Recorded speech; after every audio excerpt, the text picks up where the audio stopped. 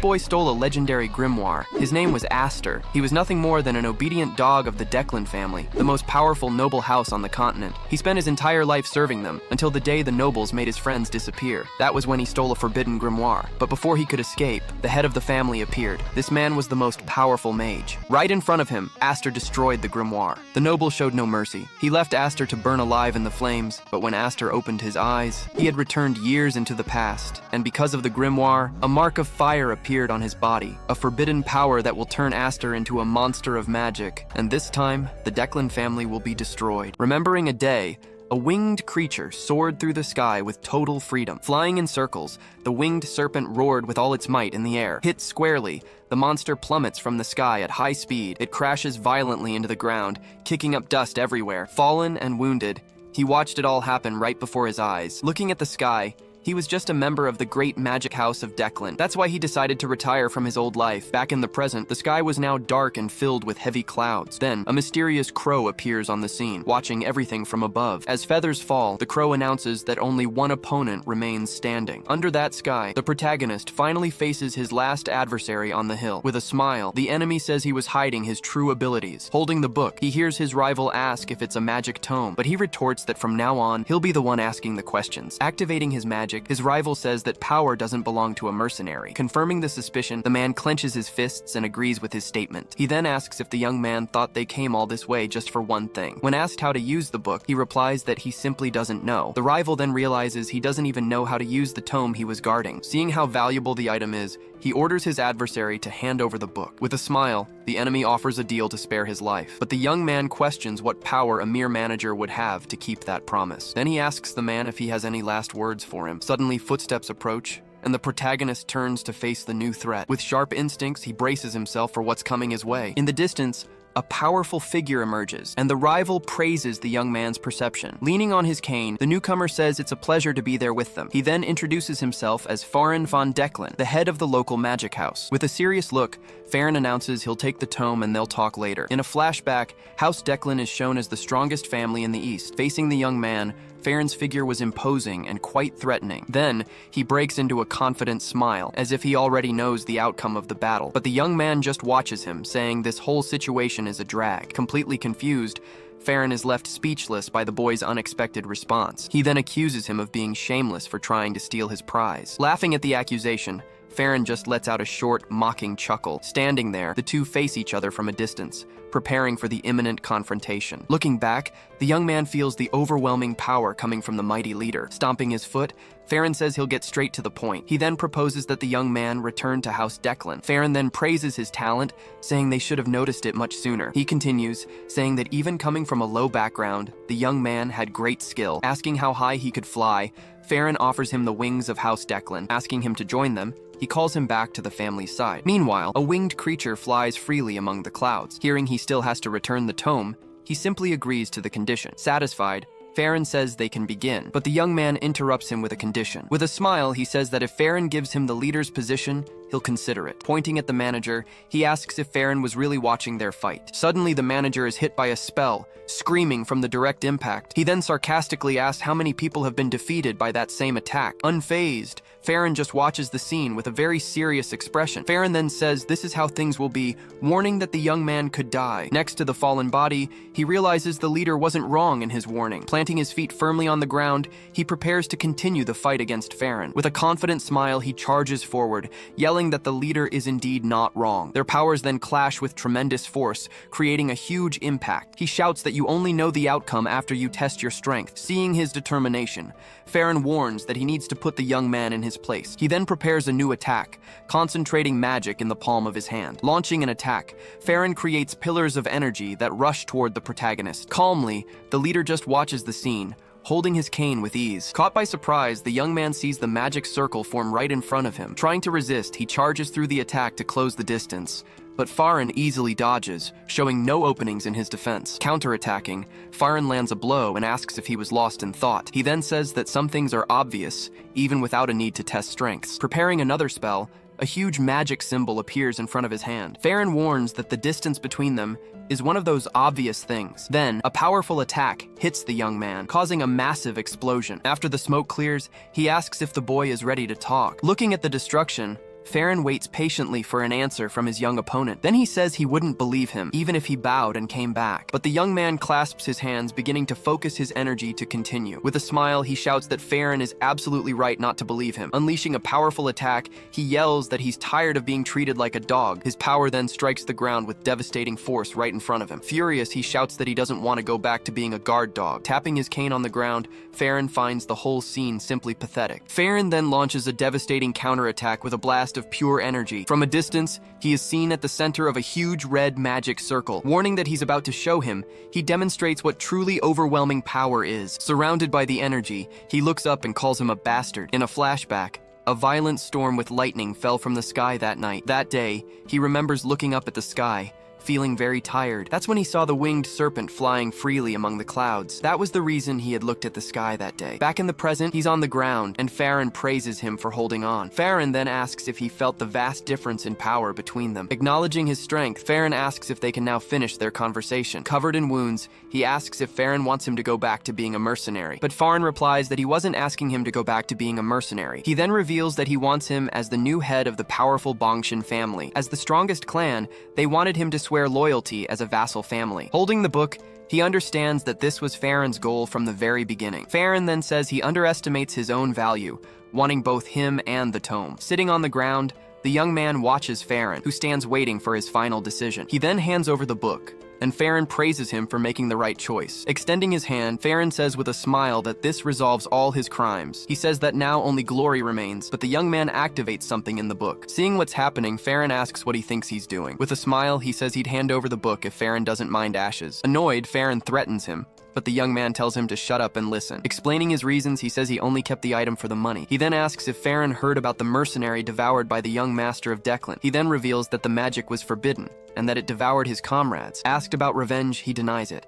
saying everyone knew the risks of that life. With a determined look, he just continues, explaining his true motivation for everything. He just wanted to make sure his friends got everything they ever wanted. But he explains that to do so, an absurd amount of money would be needed. Saying he's decided to retire, he warns that he's not going back to the kennel. Considering those his last words, he simply snaps his fingers, activating his plan. Without hesitation, Farron unleashes the blue flame, a power that never goes out. Farron then tells him to burn and regret the choice he made. But the young man shouts back, saying he regrets absolutely nothing. He says he'd rather die than go back to being Declan's guard dog. Amidst the flames, he simply starts laughing at the whole situation. Shouting loudly, he says he's never felt so free in his entire life. With no regrets, he swears he'll get his revenge if he is ever reborn. The scene changes, and the wind begins to gather around a new warrior. Noticing that everything is stopped, he wonders what the hell is going on. Then the magic tome appears out of nowhere, floating right in front of him. Raising his hand, he tries to grab the book as it floats upward. Then a strange magic seal forms on his chest,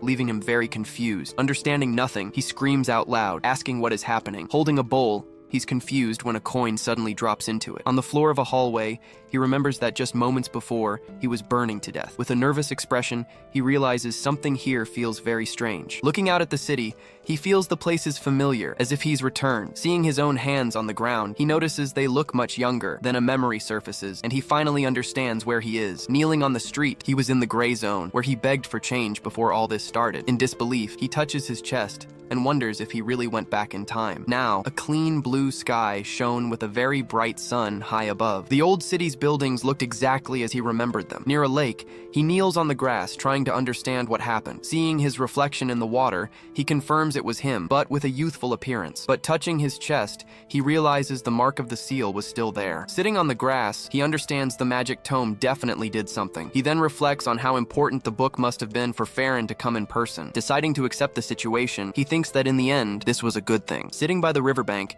he realizes everything is too real to be a dream. Reaching his hand to the sky, he feels not just alive, but completely renewed. Full of confidence, he feels that now, anything he does will succeed. Then he clenches his fist, wondering what success really meant now. Sitting there, he remembers a dream he and his friends used to have. In a flashback, he recalls that it was also the dream of his old companions. The reason he had retired was his close friend named Aster. Aster explains that they were born with nothing, no food, clothes, or education. The young man said not eating was the worst part, but Aster disagreed. Then Aster asks what he thinks dragged their lives into the gutter, but his friend insists on the topic, while the young man says he's fine with it. Seeing his friend's stubbornness, Aster gets annoyed and decides to speak his mind once and for all. Looking at the horizon, he reveals that the lack of education was the most bitter part. He says that if they had studied, they wouldn't be living like slaves to those nobles. With a smile, he reveals what he really wants to do when he finally retires. Sitting on the grass, he says his big dream is to build a library for everyone. It would be a place where anyone could read books for free, without any distinction. But he raises his arm, saying he wants to take this plan a step further. His plan was to build a giant tower with all kinds of books inside. With a wicked smile, he reveals he would put Declan's secret manual at the entrance. That way,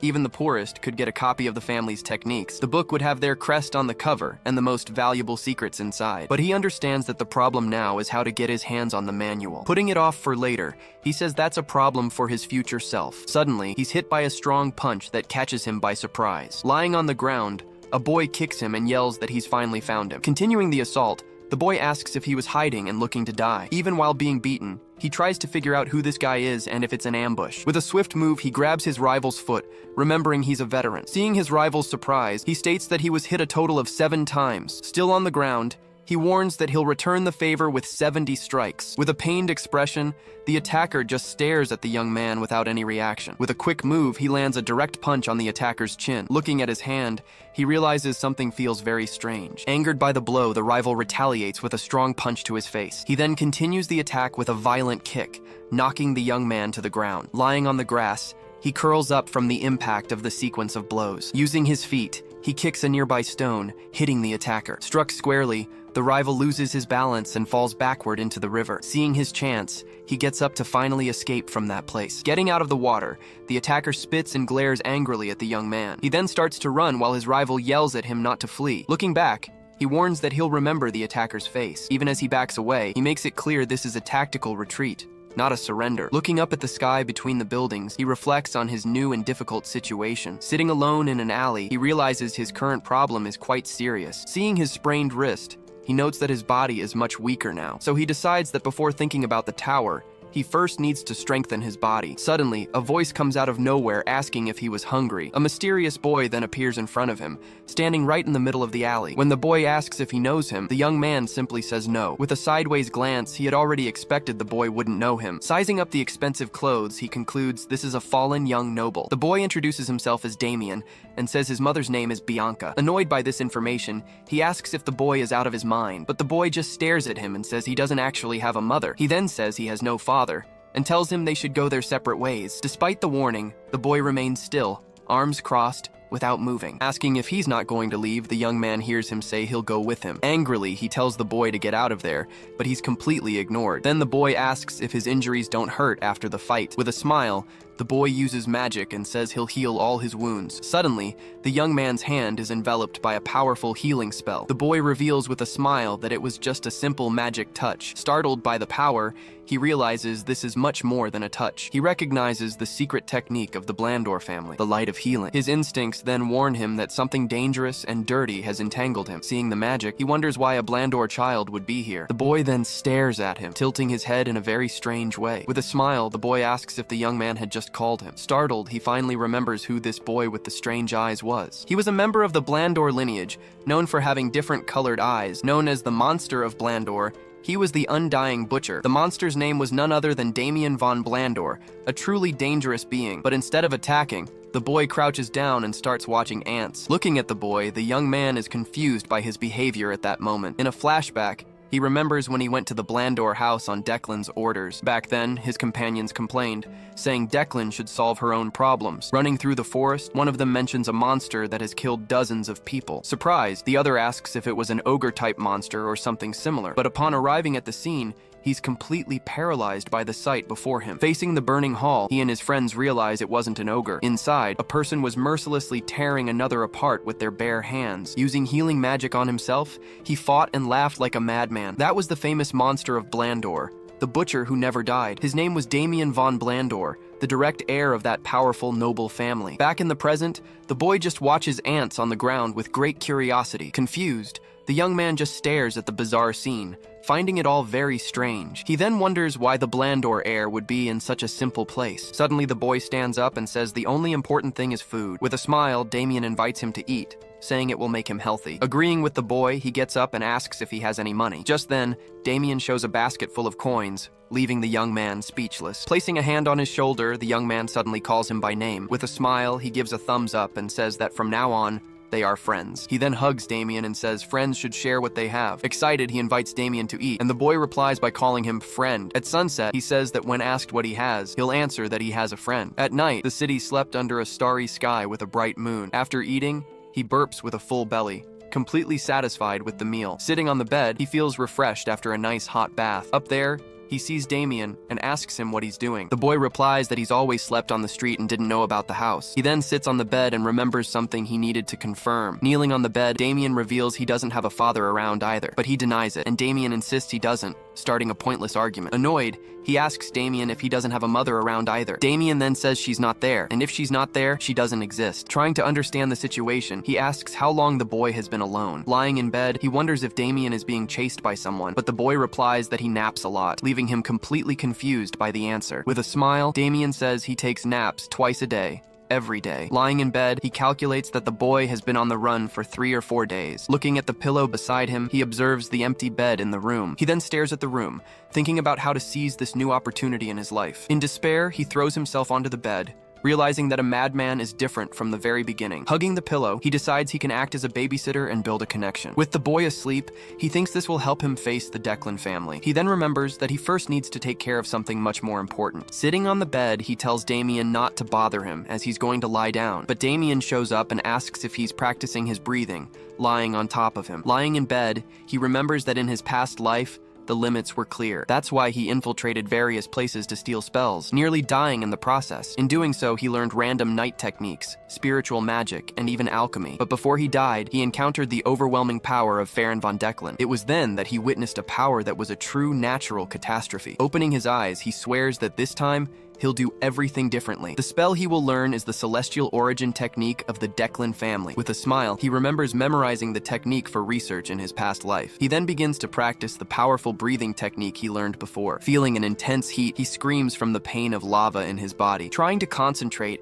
he is startled when he notices something unexpected in his energy. He notices impurities in his mana and wonders why they are there. That was a high-level spell, used only by elite noble mages. The spell was used only on direct bloodlines to burn away the impurities in their mana. The result of all this was a process called the purifying mana rain. Feeling the pain, he screams loudly as his body undergoes the purification process. Getting up from the bed, he wonders how much time has passed since he started. Beside him, the boy Damien slept peacefully, hugging his soft pillow. Looking at his hand, he realizes his mana has been purified and the impurities are gone. Even with this power, he knows that defeating the Declan family is still a daunting task. Staring at Farron's image, he feels it would be impossible, even if he were reborn 100 times. But he clenches his fist tightly, knowing one thing is certain now. With a confident smile, he feels his chances of winning have just increased. Outside, the sky was clear and the sun shone brightly over the city. Excited, Damien points to his hair, saying it's now a brown shade. With this disguise, he thinks the boy won't be caught by the Blandor family. Then Damien calls him friend and asks what they'll do from now on. With a smirk, he faces the boy and prepares his next move. He announces that the plan now is to simply cause a little chaos in the city. Outside, the bully yawns and says the weather is good for a nap. Seeing the two approach, the bully is completely confused about what's happening. Walking down the street, the protagonist finally finds the bully who attacked him earlier. Annoyed, the bully asks where he'd been and why he disappeared. Without hesitating, he lunges forward and lands a powerful punch right in the stomach. With his rival on the ground, he announces that he's finally found him in the right place. He then warns that the bully will take 123 hits first. Suddenly, other boys show up and ask what's happening in the alley. Right after, the whole gang of bullies gathers, recognizing the young man. Seeing all those familiar faces, he just gives them a very sinister smile. Ready for a fight, he wonders how far he'll get today. Meanwhile, Damien just watches the scene and asks if this is a game. He kicks off the fight with a punch straight to one of the bullies' faces. Then he strikes another in the gut, using his mana to boost his strength. Without stopping for a second,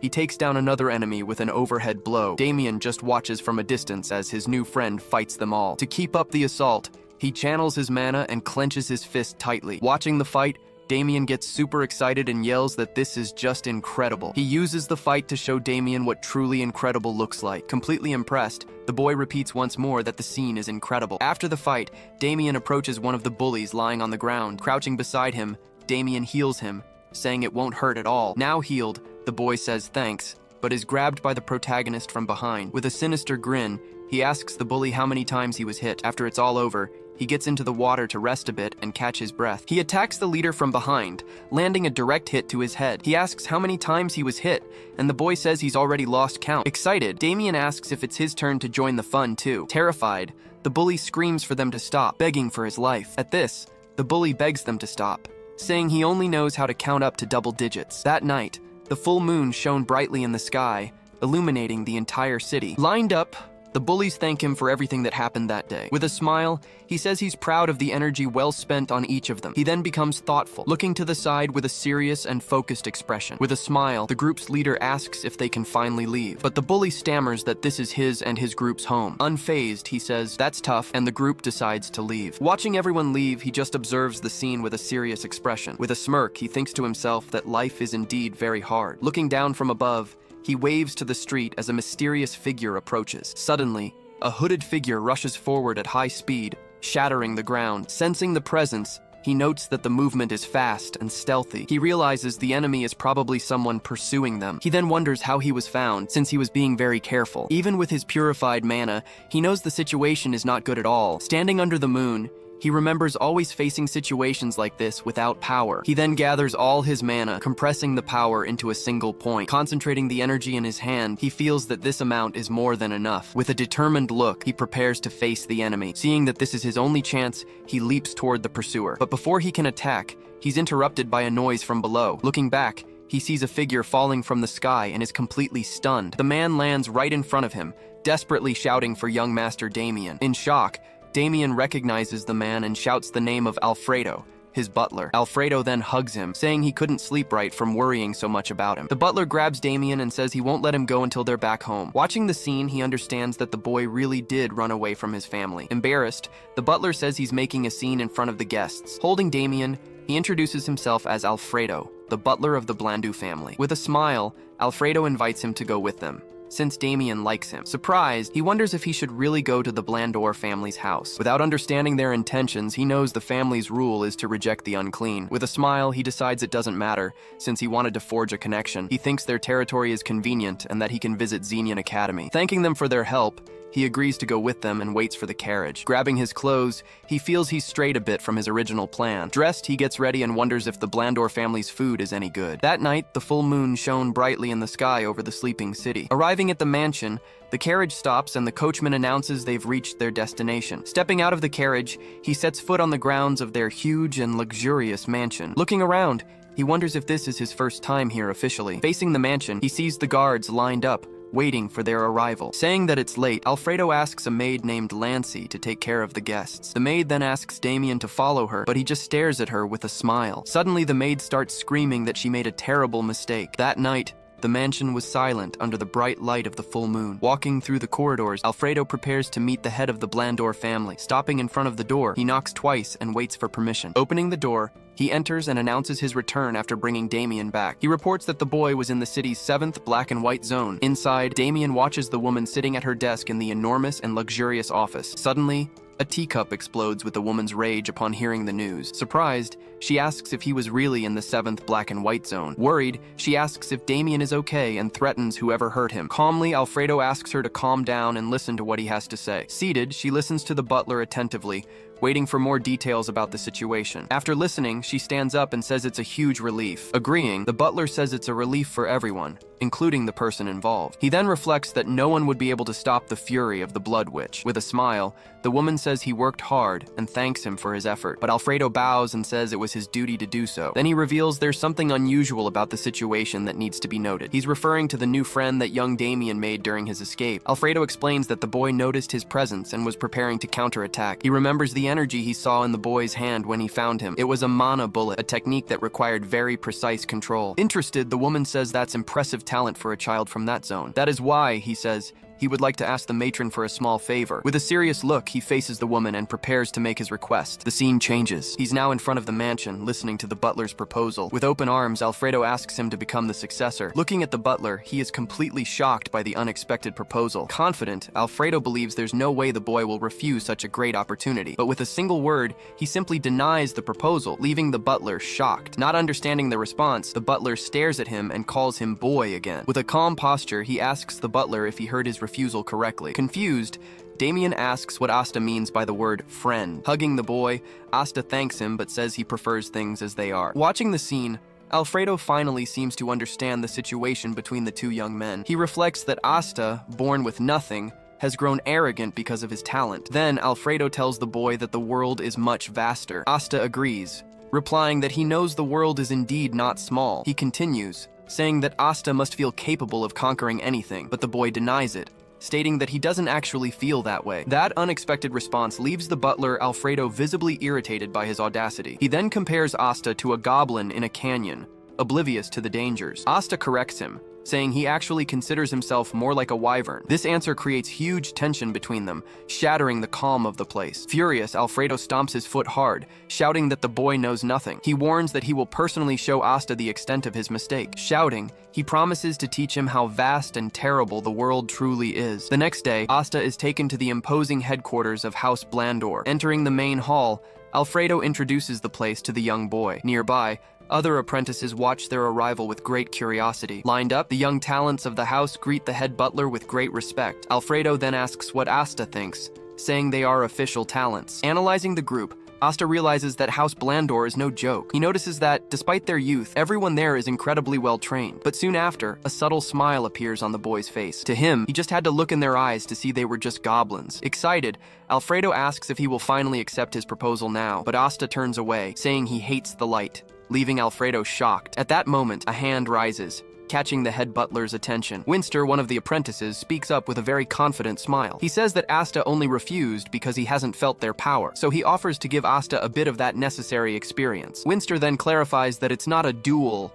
just a taste of magic. Despite the arrogance, Alfredo thinks the idea isn't actually bad. Turning to Asta, he proposes a simple duel against the other boy. He perfectly understands that he has become a huge nuisance to everyone there. He realizes the others see him as a lucky vagrant. Asta then asks if he can choose his opponent and receives permission. Pointing his finger, he chooses Winster as his first opponent in the challenge. Continuing, he points to 4 other apprentices, shocking everyone in the hall. He then announces that he will fight all 5 of them at the same time. Taunting them, he asks if they are scared and tells them to die. Seeing the boy's audacity, Alfredo is surprised and then smiles. Starting to laugh, he says that this is the spirit of a successor. Alfredo asks if he'll take responsibility, and Asta confirms without hesitation. He warns that if Asta lasts 1 minute, he will get a gift. Asta then realizes the old man is trying to force him to become the successor. Accepting the challenge, Asta takes his position as the instructor questions the danger of the fight. Alfredo replies that's exactly why, as the boy's stubbornness needs to be broken. Desperate, the instructor thinks his career is over if he hurts the master's guest. Watching closely, Damien gestures for the 2 beside him to be quiet. In desperation, the instructor begs the young master to stop Alfredo and save his friend. All excited, Damien says he's also shocked and eager to see what happens. Disbelieving the response, the instructor just puts his hand on his face,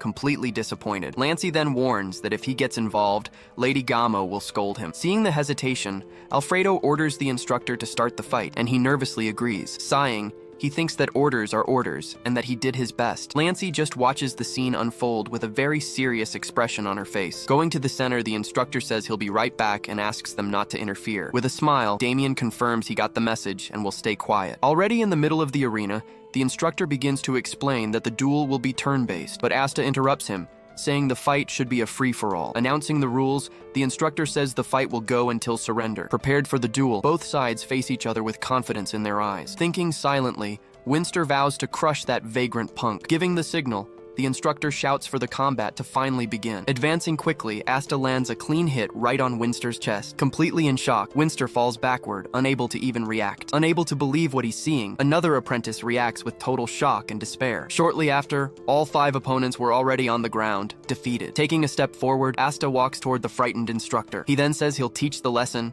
starting with never underestimating the small. Fallen, Winstor recognizes the magic, thinking it's basic and useless control. Then Asta continues, preparing to teach his second lesson. Warning them not to judge, he launches several projectiles towards the group. Hit dead on, they are all thrown far away with great force. Finally, he prepares to state his third and final lesson. Facing the apprentice, Asta warns that the world is vast and bitter. He then lands a powerful uppercut, easily sending his opponent flying. Smiling, he says he will inject all these experiences into them, telling them to learn. In a panic, the instructor yells that it isn't real magic. Asta simply confirms that yes, it is magic, as he moves on to the next one. Landing another blow, he reveals he's using so-called physical magic. Unable to believe his eyes, the instructor watches the scene with a panicked expression. In the background, the other apprentices look on with fear and surprise. Leaving everyone on the ground, Asta displays his overwhelming strength. Impressed, Alfredo thinks the magic was compressed at least 5 times. He imagines that if that attack had hit him, the result would have been devastating. He realizes Asta possesses innate mana control. On top of that, he wonders how the boy is so good at fighting. Just then,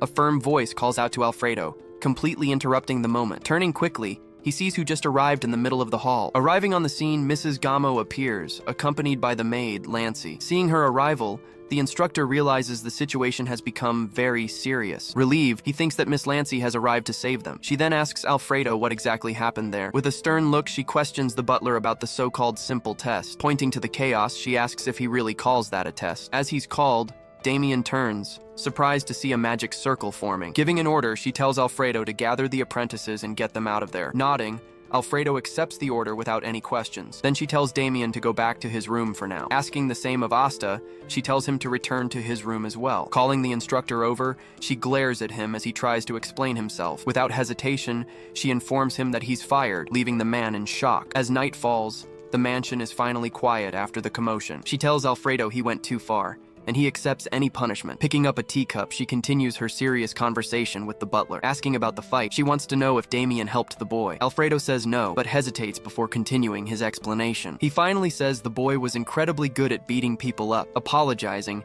he returns to the topic of the magic bullet he had mentioned. Explaining further, he says Asta compressed the magic to increase its power. This proves he has incredible skill with his mana. She then concludes the boy possesses excellent mana control. He defeated 5 apprentices by himself, using only a single magic bullet in the fight. Asking about the proposal, she hears from Alfredo that Asta rejected it. Picking up her cup, she simply says she understands the situation perfectly. Deciding to reevaluate him, she orders Alfredo to bring Asta to her. A short time later, Asta enters the room, closely followed by the butler. Welcoming the boy, she invites him to sit in front of her. He asks why he was summoned, and she confirms she wanted to see him. But before they begin, she places a golden box on the table. Explaining the situation, she says she heard about the gift Alfredo promised him. Asta remembers the promise, a little surprised by the gesture. He thinks to himself that he didn't expect to receive the gift so soon, especially not from her. With a slight smile, she allows him to open the gift now. He then takes the golden box and slowly begins to open it. Opening the box, Asta is completely shocked by what he sees inside. Inside is a high-quality item, given only to the best recruits. Suspicious, he thinks such a valuable gift must have some hidden intention. With a calm smile, Mrs. Gamo simply observes the boy's reaction. She tells him to accept it without worry, as both a thank you and an apology. Asta asks if accepting the item obligates him to join them. He then asks if it's poisoned, but she denies it. Wanting to be sure, he asks if there are no strings attached, and she confirms. Thanking her, he finally accepts the gift as Damien tries to grab it from the table. Satisfied with his gain, he puts the item away and waits for her to continue. She then informs him she has a proposal, confirming his suspicions. Calling Asta's name, she places a hand on young Damien's head. She offers him a spot to attend the academy alongside her son. Surprised, he asks about the academy, and she begins to explain. She reveals that Damien was supposed to enroll last year, but he refused. She says she didn't expect him to run away so suddenly. That's why, she explains, Damien likes him and would agree to go with him. Understanding the situation, Asta realizes this is a big problem for them. A memory then reveals Damien refusing to go to the academy. Despite everything, this chance at the academy seems like a good opportunity for him. Even though it sounds good, the proposal feels like a leash being put around his neck. Deciding not to commit, he says he'll think about it. Before answering, he says he's curious about something else. Curious, she asks why he rejected Alfredo's proposal earlier. Looking toward the door, Asta prepares to give his final answer. With a faint smile, he begins to explain his reason to her. He reveals that his knees are precious and weren't made for kneeling. Not understanding his answer, She asks what he meant by that. That unexpected answer leaves the butler, Alfredo, completely speechless in the corner. Seeing his audacity, the butler turns and calls the boy's name. That same night, tranquility finally seems to reign over the huge mansion. Inside his room, Asta takes a deep breath, focusing to begin his training. As he meditates, he senses the item's power, feeling his mana increase drastically. He also notices his physique is changing due to his constitution. Seeing its efficiency, he concludes the result is better than he expected. Thinking about the academy, he feels his answer is already decided. Despite the advantages, he still can't fully trust the proposal. To him, it all feels too much like a trap waiting for him. Deciding to go for a run, he gets up and heads for the door. Opening his bedroom door, he prepares to leave. Just then, a voice stops him, asking if he's the guy named Aster. Leaning against the wall, a young man with light hair eyes him suspiciously. He then thinks that this family is always a huge nuisance. With a curt reply, he says no and tries to close the door. Confused, the young man comments on the faded gray hair he sees. Stating that it all fits,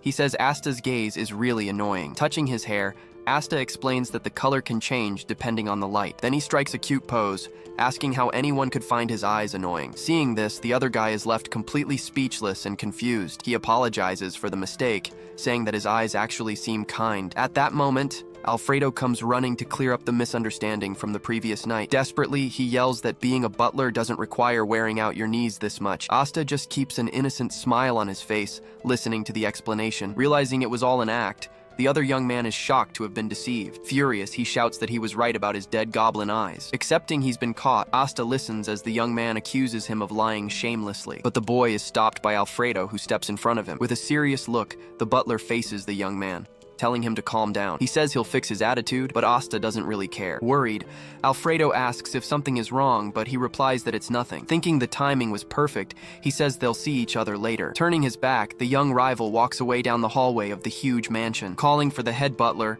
Asta approaches him with a direct request. He then asks if he can meet with the lady of the house now. The very next day, Asta goes to the office for his meeting. Welcoming him, she greets him while continuing to write her documents. Getting straight to the point, she asks if he has made a decision about the academy. Confirming that he has, he prepares to give his final answer to the lady. With a confident smile, he announces that he will enroll in the academy. His quick and direct answer catches her completely by surprise. Surprised by his speed, she informs him they will begin preparations right away. Telling him to make himself comfortable, she dismisses him for now. After he leaves, she remains seated watching the office door. Just then, Alfredo appears at the door, carefully peeking into the room. Asking about the boy, he hears that the proposal was thankfully accepted. All excited, Alfredo celebrates, shouting that Asta has the passion he was hoping for. She simply watches the butler's exaggerated reaction with an indifferent gaze. Pointing out that the first semester is paid for, he then questions the next one. He explains that the tuition will be difficult for a bum like him to pay on his own. Then when Asta is desperate, a helping hand will appear to aid him. His grand plan is to offer his own sponsorship to the young boy. She then interrupts him, saying he's being too loud and dramatic. After he leaves,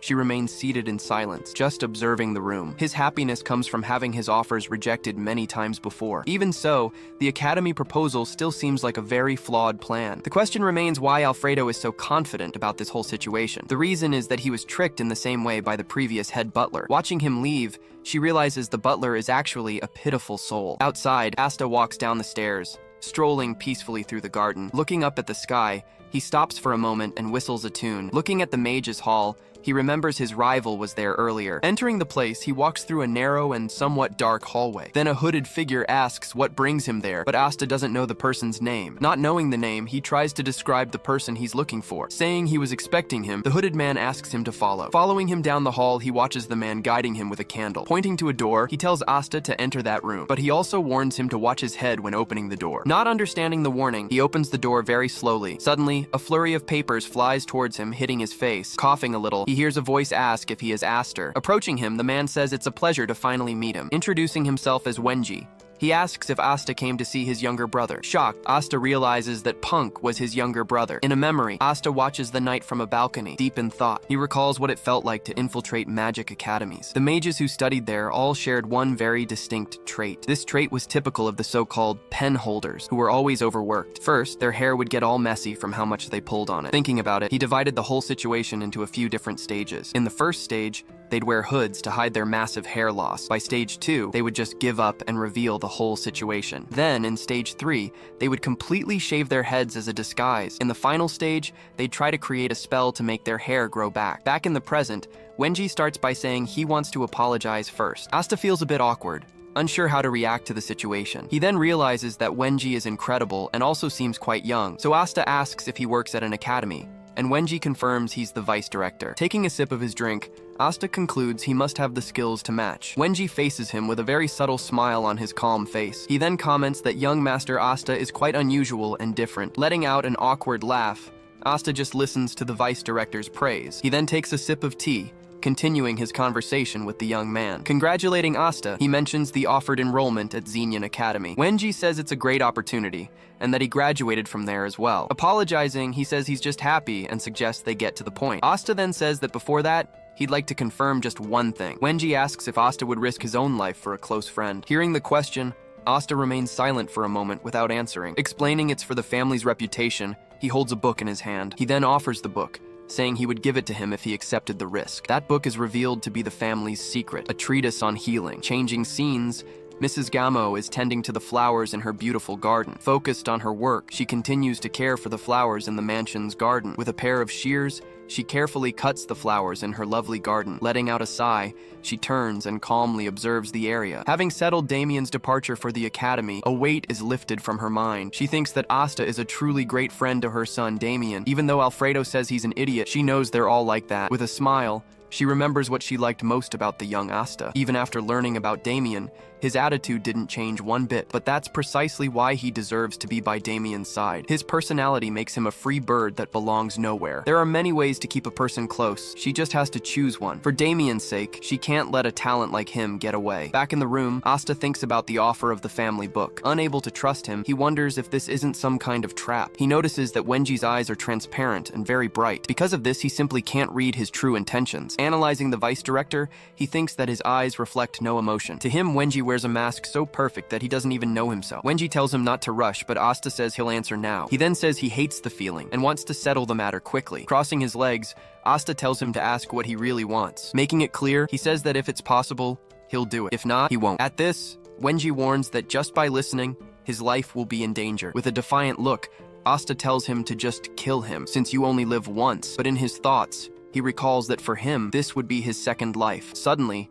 a strong pressure begins to spread throughout the room. Wenji then releases a powerful energy, enveloping his surroundings. With his finger, he lets a drop of his own blood fall into the cup. Maintaining the pressure, he continues to test young Asta's courage. In response, Asta releases his own energy, unfazed by the challenge. Seeing that reaction, Wenji smiles, seemingly impressed with the young boy. He says he can't stand it any longer, and declares that Asta has passed the test of courage. He then explains that he needed someone trustworthy, who wasn't part of the family. That explanation almost makes Asta react, but he manages to contain himself in time. Being honest, Wenji admits he didn't have high expectations for the boy. He thought Asta was just another nobody, but fate surprised him. Ignoring formalities, he tells Asta to choose how he wants to be addressed. He says the fight was a good excuse for the older brother to intervene. Asta questions the likelihood and the reason for a vice director to get involved in this. Making a proposal, he reveals it was difficult for him to take the initiative. Covering his eyes, he prepares to reveal his great and dangerous secret. He then reveals that he is under the constant surveillance of the Devilan family. Hearing the name, Asta wonders why this would be happening to him. Being frank, he decides to tell him everything, since Asta doesn't mind dying. Telling the truth, he reveals that he is researching the Devilan family's magic. Telling him to hold on, he explains that he obtained their secret magic by chance. Questioning the situation,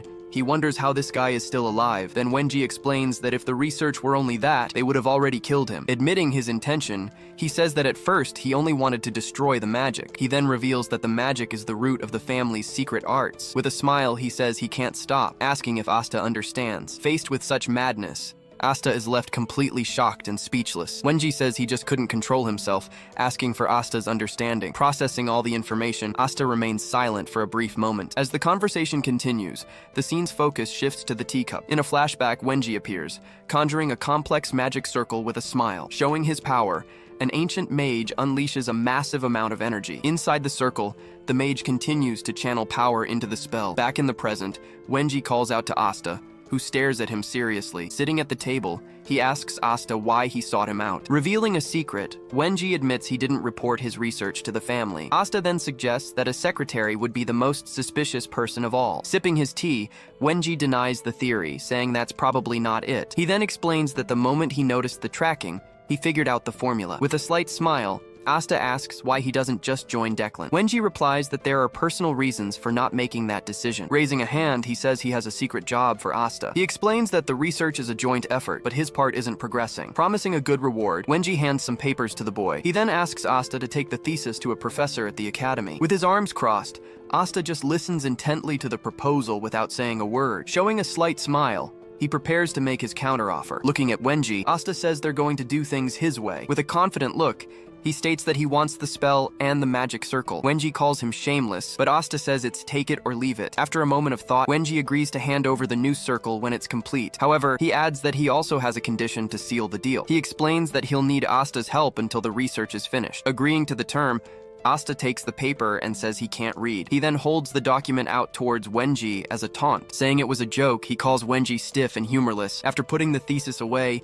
he asks if this professor is trustworthy. Laughing, Wenji says that he and his friend were always competing for first place. Listening with suspicion, Asta processes the story told by the nobleman. Realizing the situation, he notes that there's another lunatic just like him at the academy. Changing scenes, night falls over the family's enormous mansion. From inside a bag, several books and a sealed letter emerge. He then wonders why Wenji packed so many things in there. Among the books, he notices a letter with a red seal. Grabbing a letter opener, he prepares to read the message intended for him. Seeing the salutation, Asta maintains his serious expression, completely unimpressed. Inside the letter, Wenji explains that he has set aside essential magical texts for him. Finishing the letter, he reflects on the gift he just received. Next, he picks up the first book from the pile to take a look. Observing the organization, he recognizes the genius of the study plan that was put together. With a satisfied smile, he completely approves of his friend's initiative. Placing the letter opener on the table, he prepares to begin his studies. Sitting at the desk, he begins to organize the books Wenji sent him. He counts the total number of volumes and decides to discuss a matter with Damien. Thinking of his friend, he considers the gift a privilege of friendship. With a slight smile, he realizes it was more than just books. That study list was in a category of its own, capable of building a foundation. Understanding its potential, he says he won't just store the books in the tower. This would become the tower's identity, a place for those who seek knowledge. Looking at the night sky, he reflects that this was an unexpected gain. Changing scenes, Wenji watches the moon through the window and thinks about his plan. With a smile, he admits that Asta is becoming an interesting guy. He then remembers a specific moment between them in the past. In a flashback, Asta tells him to just kill him because you only live once. Wenji recalls that it was just a test, but Asta truly challenged him. He remembers the boy's eyes, which treated death as if it were nothing. Finishing the memory, he realizes that Asta is different from the others. Smiling, Wenji realizes he has finally found a peer who is on his level. Even so, he still wonders if Asta really can't read. Dismissing the possibility, he concludes there's no way that could be true. The next morning, a new day begins at the family's grand mansion. Asta finishes getting dressed, adjusting the sleeve of his new shirt. With his bag packed, he waits by the bedroom door. Just then, Lancy appears, telling him it's almost time to leave. Without a word, he picks up his bag to finally leave the place. Along the way, she informs him that he is exempt from the academy's exam. Looking back, she gives a slight smile as she guides him down the hall. Lancy comments that he looks like a real student, complimenting his appearance. Thanking her for the compliment, he hears her say that they can go now. Walking down the hall, he reflects on the privilege of being exempt from the test. Suddenly, a cheerful voice calls him friend, interrupting his thoughts. Looking to the side, he sees Damien telling him to hurry up. After saying goodbye to Damien, Lady Gamo turns to speak with Asta. With a smile, she says she hopes he achieves the results he desires. He then thanks her for her words with a look full of confidence. Climbing into the carriage, he prepares for the new journey to the academy. At Xenian Academy, he knows that countless powerful patrons await him. Leaving the mansion, the carriage takes the two of them towards their new destination. On their way, he watches the landscape with a smile full of anticipation. Down the dusty road, the carriage continues its long journey to the academy. As they pass through the city, they draw ever closer to their destination. Inside the vehicle, Asta places his hands on one of Wenji's books. Analyzing its contents, he realizes that Wenji was a truly exceptional mage. He then begins to compare the fundamentals of magic to water. For some people, magic can be like the water of life, but for others, it becomes a completely disastrous and fatal flood. Reflecting on this, he understands that it's all a matter of perspective. After studying, he realizes Wenji's curriculum is based on this very idea. Just then, Damien excitedly calls out to him, telling him to look outside. With a smile, the boy shouts that they've finally reached their destination. Arriving at the academy, the carriage stops in front of the enormous main gate. From inside the vehicle, Asta silently observes the place for the first time. Lancey then informs them that the carriage service ends at that point. Saying this is where they part ways, she wishes him well in his studies. Pointing to the academy entrance, Damien walks excitedly beside Asta. Grabbing his arm, Damien shouts that they need to hurry. He then explains that Lancey warned them about the lack of seats for the ceremony. Seeing Asta's confusion, Damien starts laughing uncontrollably at the situation. Asta then realizes it was just a trick to get Damien to move quickly. Deciding to let it go, he starts running with Damien down the academy's street. The scene changes, and they finally arrive at the auditorium where the entrance ceremony will be held. Inside, several other students were chatting while waiting for the event to begin. From above, you can see that the huge hall was already almost full. Impressed, Damien comments on how many people are there for the event. He then says that Lancey was right, but Asta doesn't seem to agree. Ignoring his friend, Asta takes a piece of paper from his coat pocket. He then checks the information, looking for their seat numbers. Desperately, Damien asks if they can sit down, but Asta tells him to wait a moment. Seeing his excitement, he wonders why Damien is so worked up about everything. Suddenly, Damien ends up on the floor after bumping into someone. Looking up, the boy freezes at the sight of the figure before him. In front of him, an older man glares down with a serious expression. With an annoyed look, he demands to know what just happened. Asta then approaches and asks if Damien is okay, helping him up. Apologizing, Damien says he wasn't paying attention to where he was going, but as they try to leave, the man orders them to stop immediately. Pointing to his own clothes,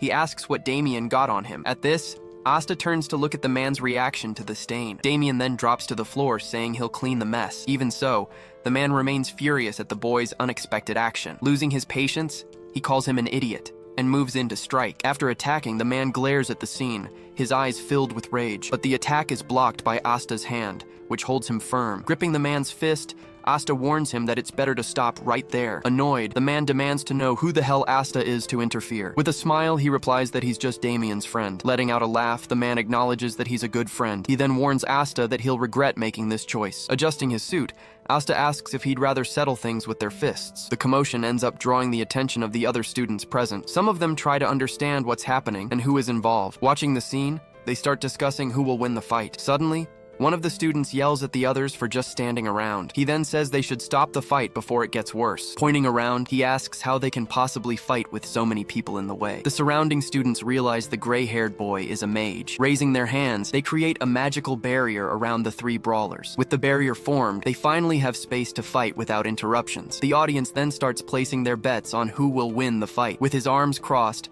Asta takes in the scene, surrounded by the crowd of students. Showing a slight smile, he seems completely confident about what's to come. Cracking his knuckles, Exter introduces himself as the second son of House Dolanpe. In a fighting stance, he then asks for Asta's name. Straightening his tie, Asta replies that he's just a guy passing through. Ignoring the answer, Exter says he'll let him have the first shot. Turning his head to the side, Asta seems to accept his opponent's challenge. With a smirk, he prepares to finally begin the confrontation. Tugging his own tie, he taunts Exter, asking if he's scared. Completely enraged, Exter's face twists into an expression of pure anger. Letting his things drop, he charges at Asta with everything he's got. The two then face off, preparing for the first punch in the middle of the hall. With a powerful blow, Exter strikes directly at Asta's face. In the middle of the exchange, he realizes something else is happening. Just then, Asta warns him that he's not alone, because it's 2 against 1. Hit square on, Exter's face takes an unexpected blow. With a well-aimed punch, Asta hits his opponent with all his might. Thrown back, Exter stumbles from the force of the blow. Surprised, he wonders how a punch can be so heavy. In a fighting stance,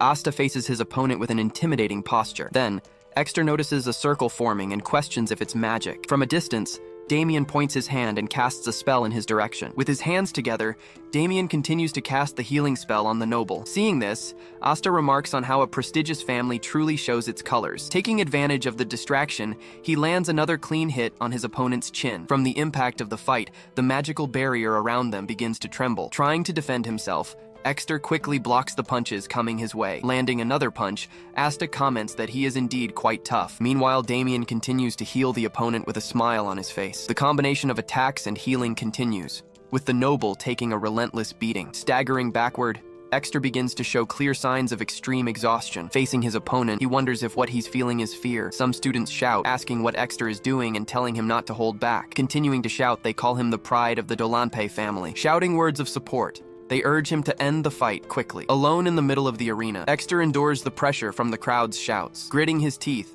Exter shows all his rage at the current situation. He then yells, questioning how a mere mage dares to do this to him. Without hesitation, Asta lands a direct punch to his opponent's face. Observing the result, he says his opponent's strike wasn't bad. Exter then yells, preparing a counterattack with his fist clenched. With all his might, he yells at Asta not to underestimate him again. Then, he lunges forward, launching his body into a powerful spinning attack. Seeing the attack, the students cheer, saying that's what they expected from Exter. After the blow, he feels the impact of the punch landing squarely on target. Despite the punch, he realizes the impact felt light. As he's thrown, Asta uses the momentum to reposition himself in midair. Landing on the ground, Asta prepares to continue the fight against Exter. Looking back, Exter seems confused by his opponent's fighting strategy. Screaming with rage, he can't believe he's getting beaten like this. Then, the noble charges toward Asta once more with everything he's got. Watching his opponent, Asta maintains his usual calm and analytical expression. He then realizes he needs just one single blow to knock out the enemy. From a distance, Damien continues to relentlessly cast his healing magic on the noble. With a slight smile, Asta prepares to use a new technique. In the palm of his hand, he begins to gather a large amount of energy. Concentrating his power, he gets ready to use a technique from his past life. Next, he faces Exter, preparing to deliver the final blow of the fight. With his fist clenched,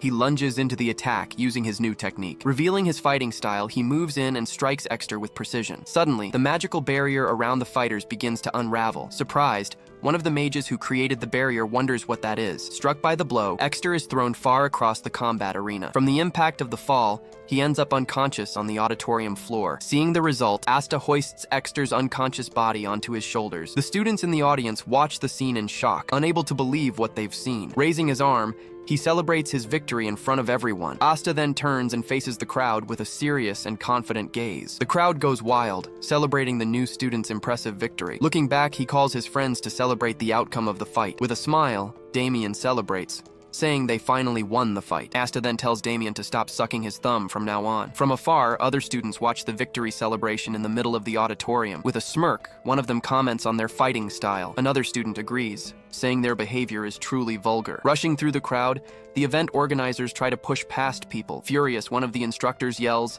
asking who starts a fight on the first day. Then the instructor shouts, asking who started the fight in front of everyone. Keeping his cool, he watches the instructors try to control the chaos in the auditorium. Without a second thought, Damien turns himself in, shouting that it was them. Finally identifying the culprits, the instructor points directly at the pair of friends. With Exter knocked out on the floor, their guilt is more than proven. In another room, a man calls Damien and Asta for a talk. With a smile, Damien answers the call along with his friend Asta. Seated, the man asks if they confessed honestly to what they did. He then warns them that he'll be keeping an eye on them from now on. Swallowing hard, Asta just listens to the lecture without saying a word. After the talk, the two finally leave the room and head back to the courtyard. Opening the door, they re-enter the auditorium for the entrance ceremony. Back in their seats, they realize the ceremony hasn't started yet. The other students start whispering about the fight that happened there. Waving to the audience, Damien remarks that everyone is staring at them. Seeing their seats, Asta notices they're in a good spot in the auditorium. Damien celebrates, saying their friend saved good seats for them. On stage, the academy's headmaster begins his opening speech. With an object in his hand,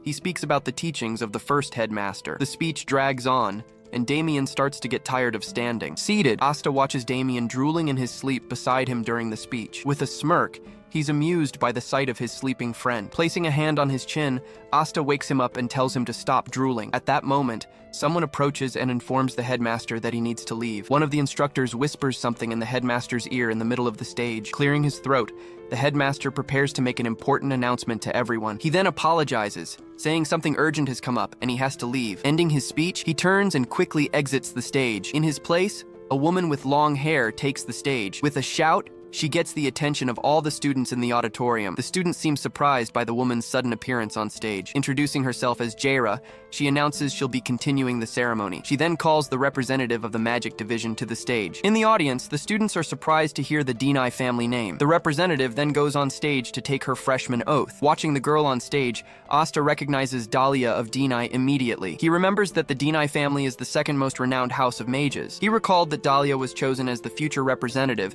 and was quite capable. Even though they didn't get along, he's happy to see her there. Jaira then calls for the representative of the martial arts division, a boy named Paul. Answering the call, a boy named Paul stands up from his seat. Looking at the boy, he notices that Paul doesn't seem to be from a noble house. After the oath, The two representatives conclude the first part of the ceremony. Next, Jaira begins to introduce the professors who will be teaching at the academy. At that moment, he notices Dahlia looking directly his way from the audience. For a moment, he gets the impression she's making eye contact. Deciding not to dwell on it, he looks away and focuses his attention back on the stage. Suddenly, he sees Professor Parun trip and fall in the middle of the stage. As the other professors are introduced, he waits for someone who hasn't appeared yet. Finally, a new person arrives on stage and introduces himself to all the students. Introducing himself, Professor Parun says he will be teaching the principles of magology. Seeing the professor, Asta compares him to Wenji, but notes they are very different. Still, he decides not to judge, as Wenji also wears a social mask. Jaira then announces the end of the entrance ceremony for all students. She then asks the students to follow the attendants to their dormitories. Asta then wakes up Damien, who asks if the ceremony is really over. Jokingly, Asta tells him he was caught sleeping and expelled from the academy. Not getting the joke, Damien turns to Asta with a confused expression. Then, the boy starts screaming desperately, believing the story he was told. The sun begins to set on the academy's horizon. Walking down the hall, Asta reflects on how Damien screamed over a simple joke. Arriving at the door to his room, he wonders if this is the right place. He then enters the room, located on the top floor of the dormitory. Seeing the place, he acknowledges that the academy is truly impressive. On the bed, he finds the basic supplies provided for all students. As he puts his things away in the room, he thinks about the academy's basic provisions. Just then, he hears the door open and turns to see who has arrived. Seeing the boy, he realizes his new roommate is Paul. Noticing the irritated expression, he decides he'll just try to live in peace. Paul then enters the room and states he wants to be left alone. He asks that they stay out of each other's business and not talk to each other. Coming closer, the boy demands an answer about their arrangement. Turning his head to the side, Asta just watches his new roommate. Noticing the silence, Paul asks why he isn't answering the question. Suddenly, he throws himself to the ground and tries to grab Asta's sword. Holding the sword, he asks what Asta is trying to do with it. Seeing the boy's stance, he admits his roommate isn't so bad. He then praises the way Paul holds the sword, noting his skill. Just then, Damien appears at the door and calls for him to hurry up and leave. With a slight smile, Asta replies that he's already on his way out of the room. He then says that Paul can do whatever he wants, but on one condition. With a provocative look, he warns him not to complain if he sings late. Leaving the room, he finds Damien waiting outside the dormitory. Damien then asks who his roommate is, but he says he doesn't know. Turning his face away, he says he didn't have time to find out. Excited, Damien invites him on a tour of the academy before it gets dark. Asta then realizes the academy is truly huge and easy to get lost in. Agreeing to the tour, he tells Damien it's not a bad idea. Suddenly, he closes his eyes, sensing something unusual in the academy's air. Atop the buildings, some mysterious figures watch everything intently from above. Looking closer, he recognizes them as assassins from the powerful Declan family. With a smile, he tells Damien to go on ahead and take a look. Walking through the courtyard, the two continue their tour of the enormous Xenian Academy. As they walk, Damien playfully messes with Asta's hair. They then reach another part of the campus with a new landscape. Seeing a lake, Damien shouts that he has nothing like it at home. Pointing to the water, he continues to show all his excitement to Asta. Watching the scene, Asta realizes this feels like a babysitting job for him. He then suggests that Damien asks to have a lake built just for him. With a smile, he explains that they just need to dig and fill it with water. Excited by the idea, Damien shouts that he'll ask for an even bigger one. Changing scenes, Lancey suddenly sneezes while working in the mansion. Looking at the sky, Damien asks what name he should give the lake. With a smile, Asta suggests the name Blood, Sweat, and Tears. Back at the mansion, Lancey turns around as if feeling something strange. Seeing a statue, Damien suggests building one just like it in his honor too. He then says the statue should be in the shape of a dragon. Suddenly, Lancey feels a chill and wonders what is happening. Finishing the tour, Damien asks if they can go back to the dormitory now. As he walks, Asta calculates the number of assassins he saw throughout the academy. He then realizes the center of their deployment is the second magic hall. Looking at the building, he confirms their target is Professor Parun. He then remembers that Declan must know that Wenji has allies. Observing the campus, he notices a suspicious figure hidden among the trees. With a smile, he notes that the assassins have finally decided to approach the target. As night falls, he decides to find out how much they really know. Night finally arrives, bringing complete darkness to the entire academy. Leaping across the rooftops,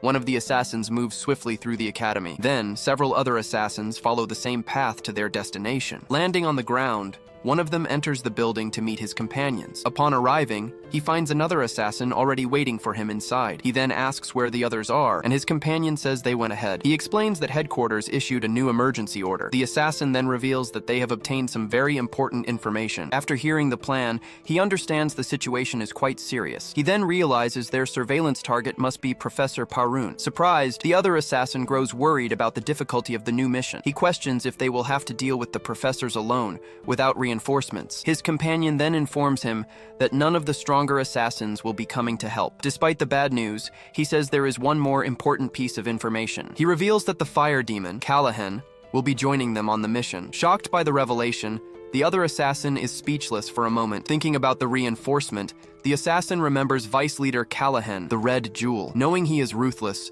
the other assassin breaks into a cold sweat from fear. Desperate, he realizes the order is to risk their own lives on this mission. His companion then says the conflict might not happen openly. Agreeing with the plan, he prepares to finally leave the location with his partner. Leaping from the roof, they leave to quickly rejoin the rest of the group. Changing scenes, Asta observes the academy campus from a rooftop. Reflecting on the mission, he prepares for what will happen at midnight. He then remembers that Callahan was already at his peak in his past life. After the battle against the Blandors, he remained loyal to the Declan family. Showing his loyalty, he stayed with the house even when it was in ruins. He reached his prime as a war mage after the war against the family. He then became a legend, known as Declan's Hell. Thinking about the mage, Asta decides he must capture him no matter what. He knows Callahan's magic is valuable and worth any risk. Looking at the campus, he realizes there is one last question remaining. He knows Wenji's thesis is with him, not the professor. Thinking about the mission, he's sure the thesis isn't fake. With this, he concludes that the thesis to be delivered is a forgery. Back in his room, he starts changing clothes for the mission. Grabbing his things from the closet, he prepares to leave in the dark of night. He then grabs his weapon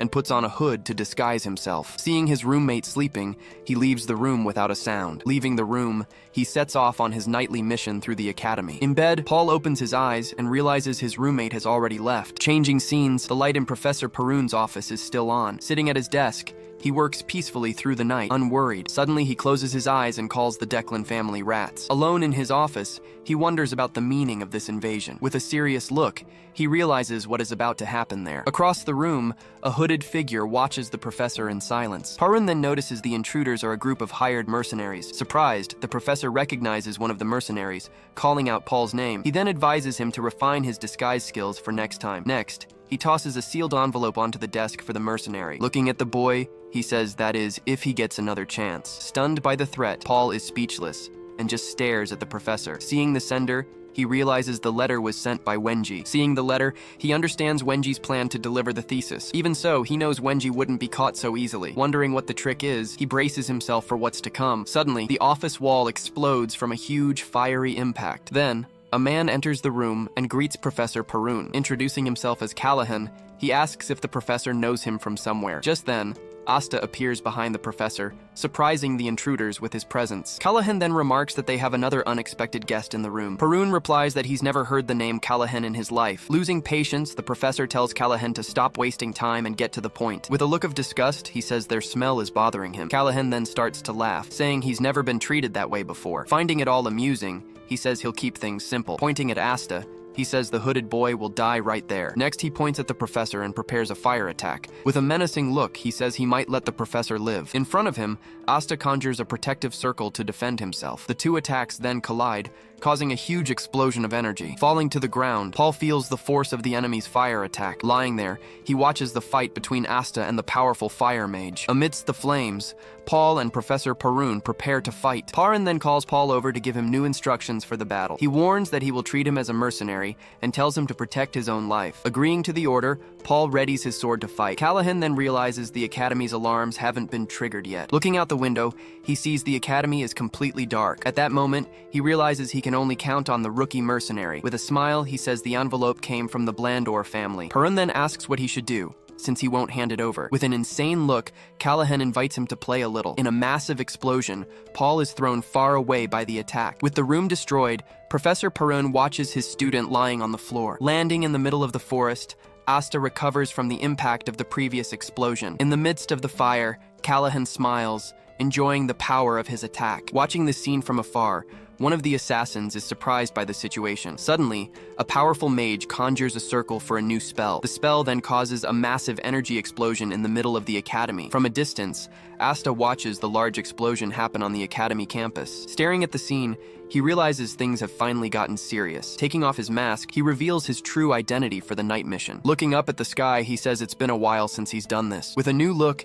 he introduces himself as the guild's #1 assassin. Watching the distant attack, he says it's time to begin. He then joins his hands, whispering the word moon to prepare himself. Looking up at the sky, he asks for permission to act as a vigilante today, but he admits with a smile that in truth he's never been very just. Pushing off, he leaps from the roof toward his target. Cutting to a flashback, a huge tower explodes during an intense battle. Callahan laughs wildly, saying the mercenary is holding up pretty well. Exhausted, Asta remains standing amidst all the destruction. He then curses under his breath, realizing the situation is very complicated. Then he notices the talisman he received was a protective artifact. With a determined look, he shouts for the enemy to get out of his way. His entire body is then enveloped by a large amount of energy. A massive clash of powers erupts, destroying everything around them. Remembering the past, his companion says he can now trust him a little more. Back in the present, he wonders if that on the sword is a spell. He then asks if the other can keep blocking for much longer. Firmly, Asta assures them he can hold on for as long as they need. Laughing at the situation, Callahan says a mage and a guard are great. Taking a heavy hit, the ice barrier begins to crack. Callahan then launches a powerful spell toward his two opponents. Reacting quickly, Aster lunges forward and cuts through the spell with his sword. Meanwhile, his companion uses a magic shield to block another attack. In the air, several magic circles clash with great intensity. Realizing the situation, he seems to decide on a new course of action. With an evil smile, Callahan announces he's about to play his trump card. His companion then explains that a struggle for mana control is about to begin. Unleashing his energy, he asks how much the enemy can take from him. Callahan understands they're proposing a direct contest of strength. Accepting the challenge, he prepares himself and asks if they're going to duel. A huge explosion then erupts from the direct clash of their two powers. A massive sphere of energy forms above the tower, destroying everything around it. The blast violently throws both warriors far away. Aster is thrown upward while his partner falls to the ground, defeated. With no strength left, he curses for not being able to continue the fight. Seeing they are monsters, he notes there's no opening to attack. Lying in the rubble, he laments that they should have fought each other from the start. Back in the present, Asta and his group see a magical tornado in the distance. One of them warns that moving forward now would be suicide, asking them to wait. The group's leader asks how many targets are still left to face. Suddenly, a strong gust of wind hits the group unexpectedly. As he's hit, one of them realizes it's actually an ambush. Seeing the scene from afar, Asta yells to warn everyone about the trap. Landing hard on the ground, he gets into a fighting stance. Staring each other down, the two mages prepare for the next attack. With a focused gaze, Asta tells them to just watch what's about to happen. Announcing his arrival, he tells everyone to witness his entry into the battle. Confused, Callahan watches the new opponents arrive on the battlefield. Furious, he shouts, asking if they are messing with him. Moving at high speed, Asta quickly closes in on his main target. Arriving in front of him, Asta calls him by name while touching his shoulder. Facing the mage, Asta warns him that this place will be his grave. Unintimidated, Callahan yells back that he's the one who's going to die. Grabbing his arm, the mage stops him from completing his attack. He then fires a powerful energy blast at point-blank range. Pushed back, Callahan looks at the trench created by his own attack. Spitting blood, he realizes he's suffering from a severe mana reflux. From above, Asta just watches the fallen and weakened enemy on the ground. Badly injured, Callahan admits he can no longer continue the fight. Seeing their chance, the other vigilantes move in to invade the area. He then grabs a potion, saying he needs to suppress the reflux first. Drinking the potion, he wonders where an opponent like this came from. With a fixed stare, he seems to notice something about his new adversary. Asta then begins to manipulate the surrounding energy with great speed. Then a powerful spell slices across the entire battlefield in seconds. Seeing this, Callahan admits his movements are efficient and his magic is excellent. He then asks himself in surprise if he's actually impressed by the enemy. Preparing several magic circles, he says he doesn't know who his opponent is, but he furiously shouts that he'll kill him anyway. A massive pillar of fire is then shot toward Asta. Standing still, Asta watches the huge explosion approach him without moving. On impact, his mask shatters, revealing part of his face. After the attack, a massive explosion covers the entire battlefield. Looking at the smoke, he wonders if he hit his target. He then says that what really matters is completing his mission. Seeing the others in the sky, he concludes that the masked man must be eliminated. Taking a deep breath, he plans to regroup and subdue Professor Perun later. As he calms down, the empty potion vial falls to the ground. Suddenly, a voice asks, "Is that all?" leaving him stunned. Emerging from the smoke, Asta says he knew he planned to eliminate everyone. Pointing in his direction, Asta prepares to cast a new spell. He warns that his enemy's ruthlessness will be his downfall. Then he fires a huge beam of energy at his opponent. Surprised, Callahan just comments on the incredible speed of the unexpected attack. With no time to react, he is hit head-on by the powerful spell. From the impact of the energy, part of his hair begins to burn. Then he slowly falls to the ground with a fatal head wound. After the battle, Asta simply turns and walks away from the scene. Taking a deep breath, he admits that, as expected, it really was the mighty Callahan. Remembering the fight, he notes that the mage's reflexes were still very sharp. He realizes that the enemy's final spell ended up being an advantage for him. Standing in front of the body, Asta just observes the final result of the combat. Crouching down, he starts to search the body, saying the item must be there. Finding the pouch, he says he knew it, as mages always carry their grimoires. Putting the item away, he mentions he can remove the tracking spell later. Turning around, he tells the person who has arrived that they are very late. At that moment, Professor Perun finally reveals himself in front of him. Perun then explains that he was busy freezing some of the other invaders. Then,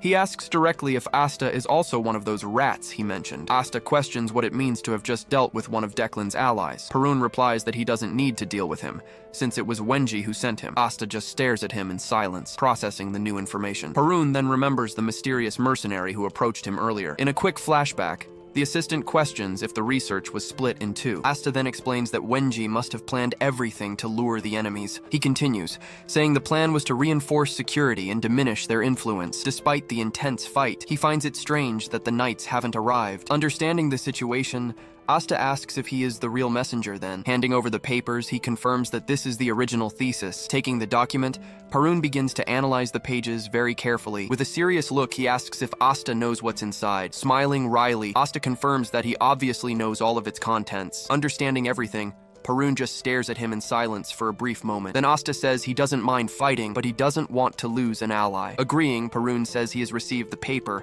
and would also prefer not to lose an ally. Turning to him, Perun asks what he would like in return. Asta explains that Wenji trusts people whose desires align with his own. Bringing a hand to his chin, he seems to be thinking of a good reward. He then says he wants a book, leaving Professor Perun a bit confused. Explaining his plan, he reveals that he's going to build a great tower of books. Perun ends up agreeing, thinking the idea of writing a book sounds fun. As Asta prepares to leave, Perun stops him and asks about a way to contact him. Joking about the situation, he says he doesn't usually get men's contact info. Then he shows a kind of bracelet, which is actually a magical artifact. He explains that it's a communication crystal for them to talk to each other. Handing over the crystal, Asta notes that this way, Perun won't have to look for him later. To this, Perun awkwardly replies that he's not interested in men either. After Asta disappears, Perun wonders why he felt so strange. A short time later, the Imperial Knights finally arrive at the scene of the attack. They quickly start securing the area, helping the injured in the process. To avoid further trouble, all the Academy students are evacuated from the area. This was the perfect cue for Asta to blend in with the other students. Seeing him, Damien asks where he was, and Asta says he went out to see something. Noticing he doesn't look well, Damien offers to help heal his wounds. Asta just stands there, trying to understand what happened during the recent battle. Remembering the fight, he recalls how his power reacted when blocking the spell. At that moment, the mage was using a technique to avoid being hit by the magic. Not understanding, he just shakes his head at his insistent friend. Determined to investigate,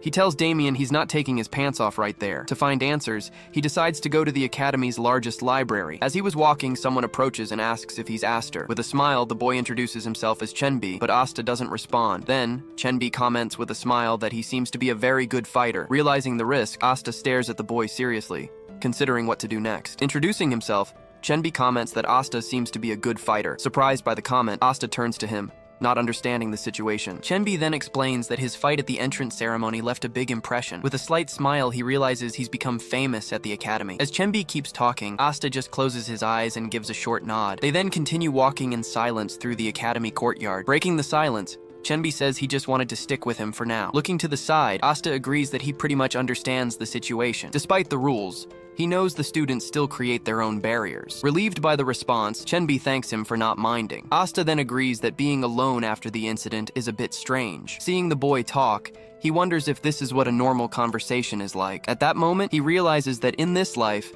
he has only met very peculiar people so far. Remembering everyone, he notes that he had forgotten what normal was like. With everything settled, his new life at the Academy is about to begin. The next day, all the students return to the Academy courtyard. Already inside the classroom, they all wait for the first class to begin. Yawning sleepily, one of the students can barely stay awake. Sitting next to him, Damien complains about being sleepy while Asta just reads. Just then, Chenbi approaches and gives them a cheerful good morning. Sitting with them, he complains that they have to go to class after all that chaos. Looking at his classmate, Asta notes that he always seems to be in high spirits. Then, Chenbi turns to him, asking if he's heard the news. He excitedly says that their class teacher will be the famous Jaira. Shocked, he asks how Asta doesn't know her and warns that she has arrived. Seeing the woman enter the room, Asta finally recognizes her from somewhere. Looking at her, he confirms that she was the teacher from the entrance ceremony. Introducing herself as Jaira, she tells them they should focus on their studies now. She then explains that the class will begin with a mana measurement. Without hesitation, a student raises her hand, and the teacher asks for her name. Introducing herself as Argan, she gets permission to continue with her answer. She then explains that, although there's no single answer, mana quality is important. Explaining her logic, she says that superior quality would provide a great advantage. Hearing the answer, Asta recognizes it as the standard textbook version. With a click of her tongue, the teacher shows her clear dissatisfaction with the answer. Seeing her reaction, the student freezes in fear at the front of the class. Asking about her family, Jaira hears that she is from House Palaim. With a look of contempt, the teacher says she figured as much. Completely terrified, the student doesn't know what to do or say. Looking at the rest of the class, she asks if anyone else wants to answer. Seeing that no one speaks up, she gets irritated by the silence in the room. Then she points to a student who introduces himself as idol to the teacher. Standing up, he says that the quantity of mana might be more important. From another perspective, he ponders that quantity could overcome quality. Completely confused, Professor Jaira just stares at the ceiling, not understanding anything. When asked about his family, the student denies having any of importance. The professor ignores his answer and continues calling on other students to respond. Pointing to others, she asks the same question and ignores their answers. Suddenly, she points to Asta, asking for his response on the matter. Looking at the whole class, she says that she has heard all the answers. She explains that there was no right answer, which shocks the students. Asking them to think, she questions the kind of answers they gave. Looking at the female student, she asks if the answer was truly her own. She says that a mage must never lose their conviction for anything. Looking at the class, she asks how they are in that regard. Then she questions if they can call that a mage's mindset. In a serious tone, she warns that they need to become true mages. She concludes by saying that this was the message she wanted to convey to everyone. Hearing the lesson, Asta realizes that in the end, he was right all along. With the lesson over, she calls everyone for the mana measurement. Called by the teacher, Argan stands up, frightened, and quickly answers yes. At that, Jaira announces that she will be the class representative and will write down the results. Thanking her for the opportunity, the girl eagerly runs to the front of the classroom. Seeing her change, Asta realizes this is her training method. Chenbi then says he's jealous, but Asta doesn't understand of what. Afterwards, Jaira calls the assistant professor to bring the measurement equipment. Pulling back the cloth, the assistant reveals the item for the mana measurement. Surprised, the students comment that it's a rare measurement device. Touching the object, she says that most of them have never seen one before. With a dark smile, she announces it's time to measure their mana. Everyone begins to whisper, clearly nervous about the upcoming test. Then,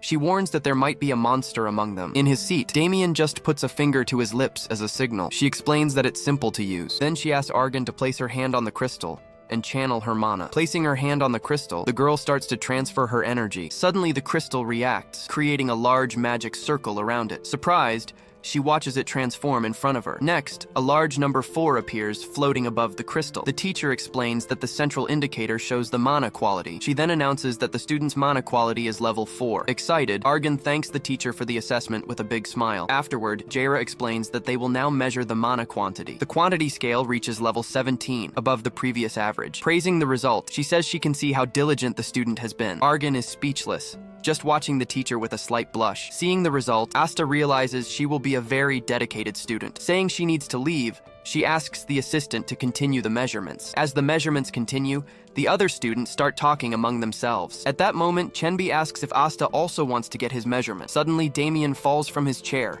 waking up startled by the noise. At the front, another student achieves an impressive level in the mana measurement. When asked her name, she replies, she is Furion of Denai. Looking at her, the assistant notices that she introduced herself formally. Seeing her manner, Asta senses the pretentiousness in her introduction. The assistant praises her scores, as expected from a noble heiress. She then receives her result, which is a little below expectations. Yawning, Damien wakes up and asks what's happening in the room. Seeing his friend awake, Asta explains that it's the mana measurement. Excited, Damien stands up and says he wants to take part in the measurement too. Seeing his excitement, Asta just covers his face in embarrassment. As they get to the front, the students start whispering about Damien and Asta. Irritated, he wishes he wasn't just known for defeating someone. Recognizing Damien, the assistant invites him to do the mana measurement. He then asks if he just needs to let his mana flow into the object. With his hand on the crystal, he begins to release his mana without holding back. Everyone in the room is shocked, wondering if that's even possible. Looking at the result, a nearby student is completely frozen by what she sees. The result is stunning, showing a quality of 9 and a quantity of 57. Asta then realizes this is how ordinary people react to a genius. To them,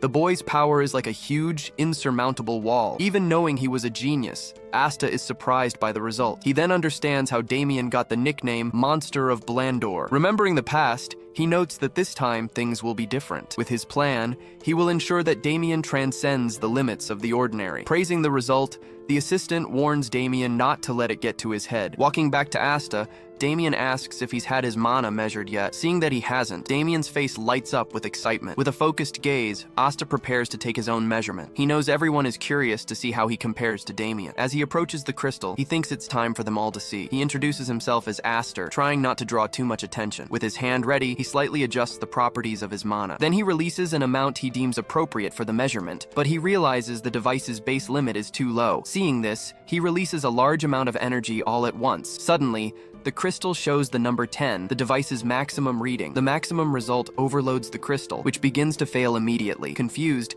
the other students stare at the error message on the crystal. Damien, however, shouts with excitement, finding the result incredible and impressive. Seeing the malfunction, the assistant says the device must have broken. Interrupting, Damien says it wasn't a device malfunction. With a smile, he says the result is correct, leaving everyone confused. Announcing that the device has been reset, the assistant asks him to try again. This time, the measurement shows a quality of 3 and a quantity of 15. Relieved, Asta realizes that balancing his power is harder than it looks. Suddenly, Damien yells at him, saying that this is all bullshit. Surprised, Asta asks where he learned a word like that. Imitating Asta's voice, Damien says he learned it from his friend. Annoyed by the situation, Asta realizes he can no longer speak freely. The next day, sunlight illuminates the Academy's courtyard. The Academy's first magic department continues with its normal activities. From her window, Professor Jaira watches the students moving about. She turns, looking at the site of the recent battle. Looking at the spot, she recalls the attack on Professor Perun, but she isn't worried, as she knows he was famous back in the day. At that moment, the assistant professor knocks on the door and announces himself. Entering, he hands over the records from the previous day's mana measurement. Analyzing the test results, she notes that Furians are disappointing. Looking at Damien's file, she realizes he will need special guidance, but something in the documents catches her eye, making her pause for a moment. It was the report on Aster, who had to retake the test due to an error. Reading the note, she discovers the error code was limit exceeded. Intrigued by the result, she decides she'll need to keep an eye on him. Meanwhile, Damien seems to be complaining that he's the one who should be watched. Creating a large dragon with his mana, he asks his friend what he thinks. Holding the energy, he asks Asta if it looks good enough. Asta simply replies that it should be enough for now. Sitting at the table, Asta asks him to make the form more dynamic and imposing. Chenbi is surprised, commenting on how easily he can change its shape. Meanwhile, Damien continues to play with the mana dragon effortlessly. Seeing his skill, Chenbi falls silent, just observing the vast difference. Asta notices his classmate's reaction, but continues to watch the scene in silence. Then, Damien turns and calls out to him, drawing his attention back. With a big smile, he says the day was fun and that he enjoyed the academy. Hearing this,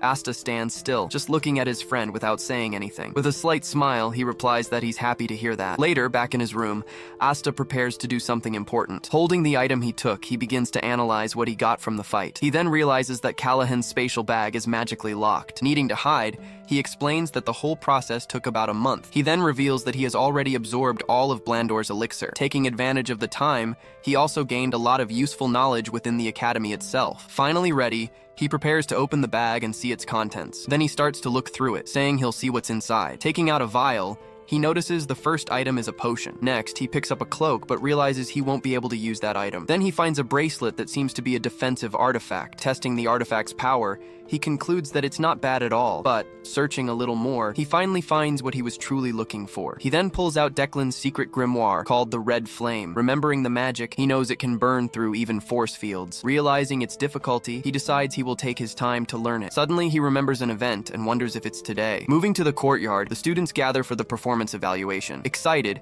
Damien shouts about the evaluation as he watches the crowd of students. Just then, Chenbi approaches him and asks if he's heard the news. He then explains that this time, the challenge might be the canyon crossing. Asta remains silent, just listening to his classmate's explanation about the test. In his mind, he remembers that one of the tests is a corridor of trials. Then, he recalls that the canyon crossing is a race to the finish line. Lastly, he remembers the simulator, where they duel against opponents. But he concludes that it doesn't matter what the event is, because he will pass. Meanwhile, Chenbi already starts planning his strategy for the challenge. Suddenly, a voice calls for silence, interrupting all the students' conversations. Everyone turns to see who is speaking, and a familiar figure appears. Introducing himself, Professor Parun announces he will be supervising this year's evaluation. With a smile, Asta notices the professor's dark circles have gotten much worse. Parun then begins his speech, explaining about that day's performance evaluation. Pausing, he prepares to announce which challenge has been chosen. Shocked, Chenbi realizes the test will be in the corridor of trials. At that, Damien calls him a liar, making him even more desperate. Seeing his plan has failed, Chenbi is paralyzed with despair and worry. Ignoring the confusion, the professor begins to explain the rules of the test. He then snaps his fingers,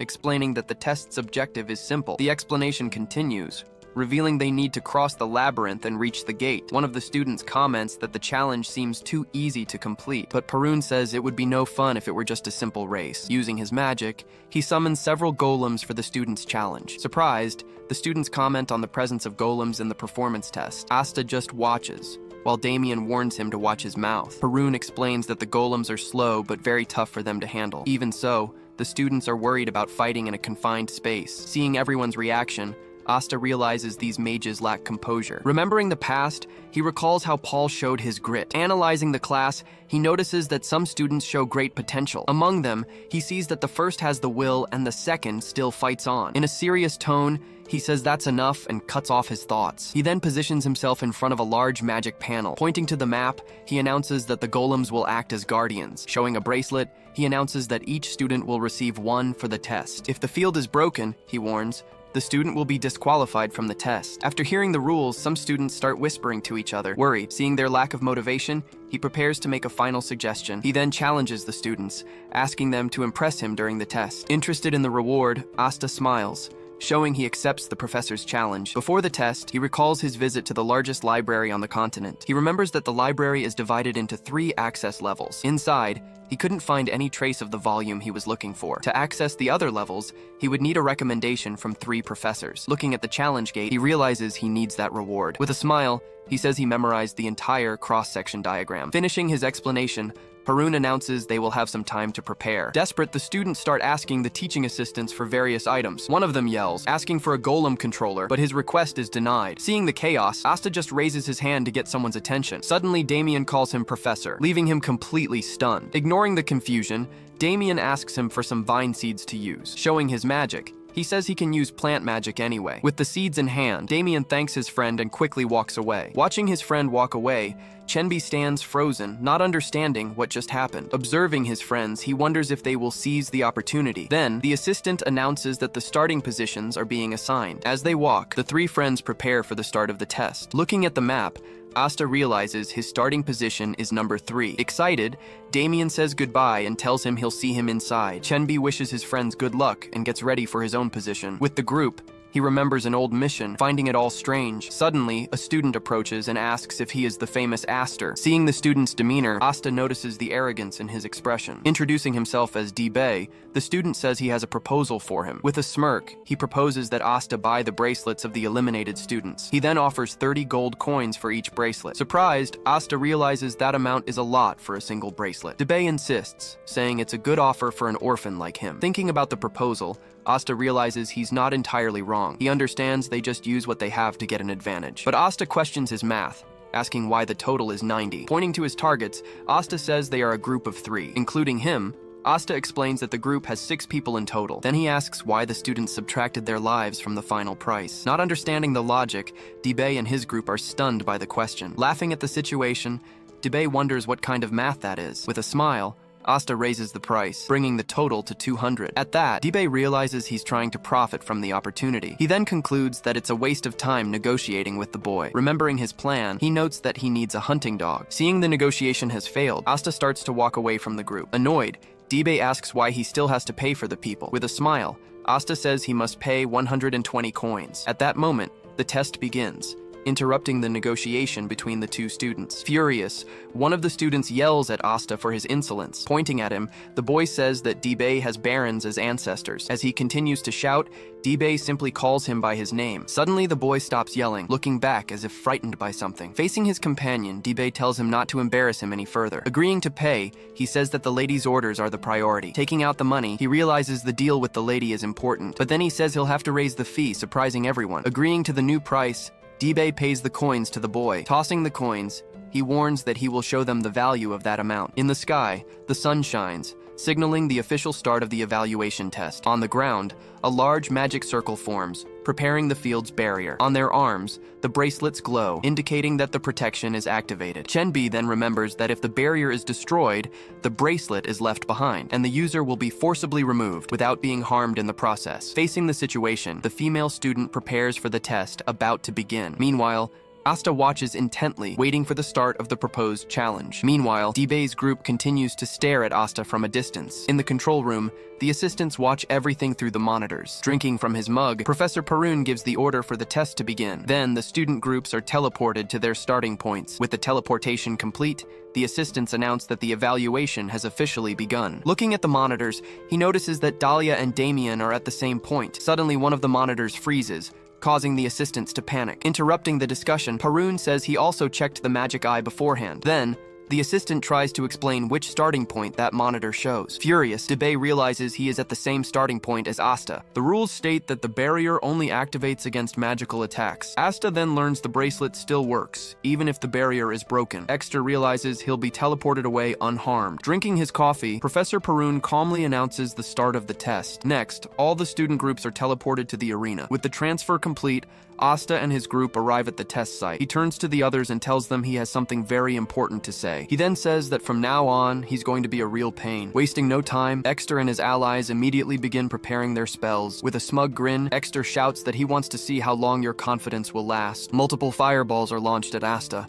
who stands waiting alone. Facing the attack, Asta focuses completely, determined not to be hit by the spell. He dodges with incredible speed, weaving through the flames untouched. A moment later, he appears behind them, knocking all three opponents to the ground. He withdraws his mana at the last second, avoiding the activation of the protective bracelet. By landing a punch to the face, he makes sure he won't be disqualified. He continues his assault, taking down every opponent one by one. Asta dodges a spell and counters with a direct hit on the opposing student. With one final punch, he takes down the last member of the group. Standing over the fallen, he remarks on how the young master defeated them all. Adjusting his tie, he demands 320 gold for their insolence. In the ensuing silence, the arena falls completely quiet. Struggling to his feet, Exter stammers, unable to form a complete sentence. Then he screams furiously, vowing that Asta will pay dearly for this. Asta casts a spell, hitting him and telling him to just disappear. Looking at the bracelet, he calculates the 10 gold deduction for the blows. Picking up the item, he claims that, in the end, he's the real victim. As he pockets the 6 bracelets,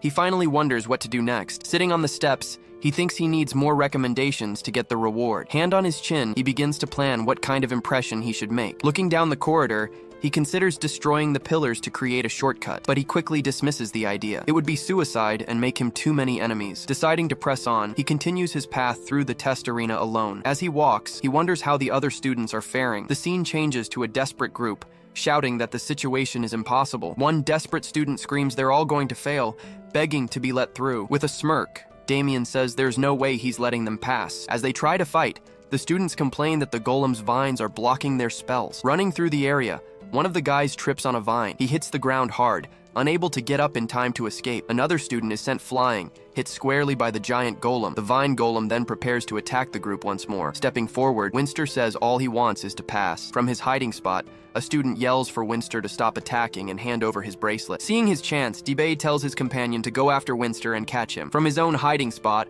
Winster says he doesn't trust Dibei, who has betrayed people before. He then breaks into a run, preparing to escape the group chasing him. Running across the bridge, he reaffirms that his only goal is to pass the test. He keeps running at top speed, trying to put as much distance as possible between them. Winster stops suddenly, confused by what just happened. His bracelet suddenly activates, and he wonders what's wrong with it. He believes he was hit by a spell and assumes he's been disqualified. Sitting on the ground, he mutters that he'll be teleported out of the arena soon, but after a moment, he realizes nothing is happening. Just as he's wondering why he hasn't been teleported, he hears a voice. A voice greets the Academy's scholars. its tone catching the student by surprise. As Asta listens in, the voice says some of them might already know who they are. Suddenly, a golem grabs Pakon, and the voice announces they have no demands. Elsewhere, Damien watches the scene unfold beside his stone golem. The voice then concludes, stating that the punishment will happen right here, right now. Then, a voice warns that all students will die. There is no escape. In desperation, Wenji asks who's responsible, but Parun tells him to stop. Wenji then orders the man to stop panicking and call the other professors. As the man runs off,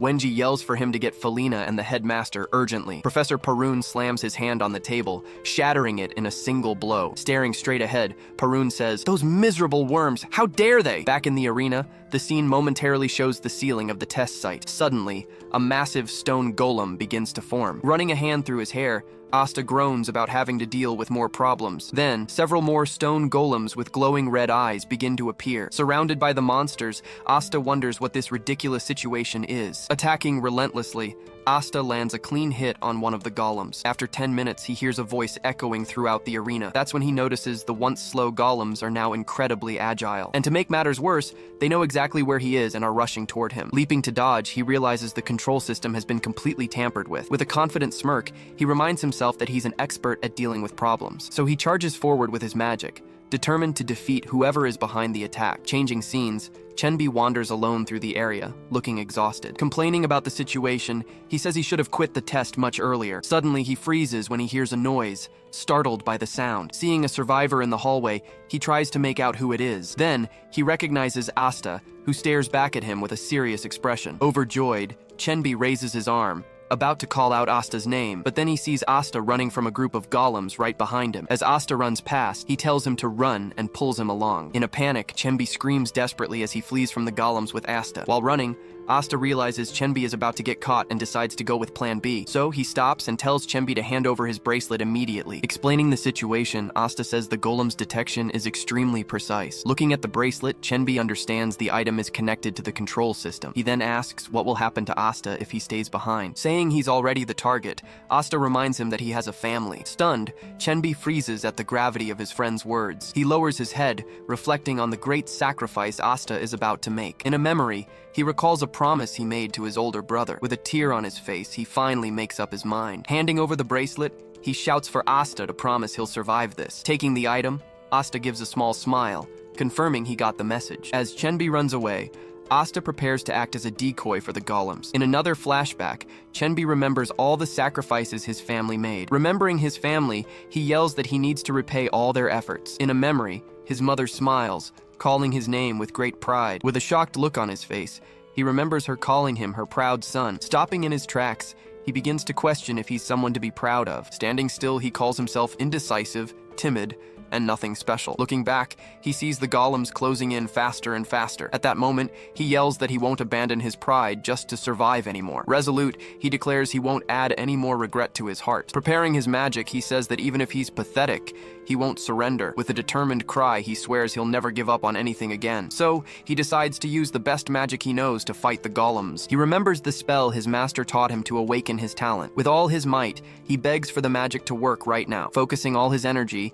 he completes the incantation for his strongest spell. With a magic circle, he activates the earth spear, ready to attack. In a memory, his master tells him to watch the spell very carefully. He describes it as a power that pierces through everything, as majestic as a spear. Using all his strength, Chenbi desperately screams Asta's name as he attacks. Startled by what's happening, Asta immediately turns to look back. Just then, a gigantic spear of earth forms and shoots forward at full speed. The magic explodes with a tremendous impact, forcefully destroying everything in its path. Seeing the destruction, Asta realizes the spell changes both its shape and quality. Sitting on the edge, he notes that changing two properties at once is incredibly difficult. From the strain, Chenbi starts coughing up a lot of blood, feeling the weight of the magic. Asta then realizes there's no way Chenbi can maintain such a powerful spell. His face bruised, the young man begins to pass out, losing all his strength. Rushing to his side, Asta catches him before he hits the ground. He looks down at Chenbi's face, unconscious in his arms. Barely conscious, Chenbi explains that his master left him that powerful spell. Asta says the name isn't grand,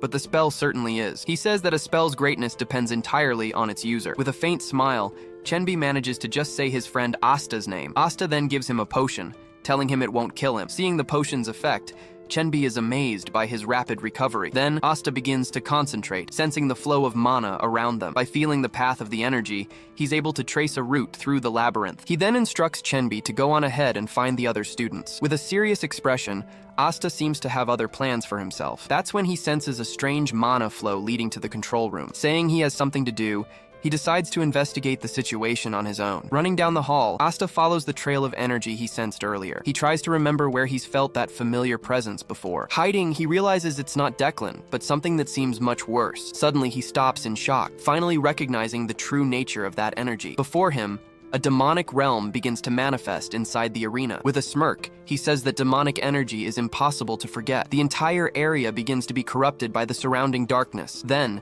demonic beasts emerge, recreating monsters that terrorized the continent centuries ago. With a furious look, he remembers the name of the one responsible for all this, Frizen. Elsewhere, Frizen appears with a completely maniacal smile on his face. Cutting to the control room, he celebrates the success of his dangerous plan. He shouts that the demonic realm has manifested and is now working perfectly. Showing his hand, he says it was all possible thanks to an ancient artifact. He explains that the item allowed him to take control of the room. Just then, a voice questions him, asking if he's sure about what he's doing. Frizen says that generating demonic energy fulfills his part of the contract. With disdain, the man says he doesn't care about the method used. For him, all that matters is that Xenon Academy is completely disgraced. Bowing, Frizen says that no one would dare oppose his orders. Annoyed, Frizen thinks he'll have to put up with the man until the contract is over. With a smile, he says the most important thing is that the wish has been granted. He then celebrates his success, saying the elders will give their full support. Suddenly, the man warns Frizen that a student is approaching their location. Frizen then excitedly says that the first test subject has finally arrived. With an evil grin,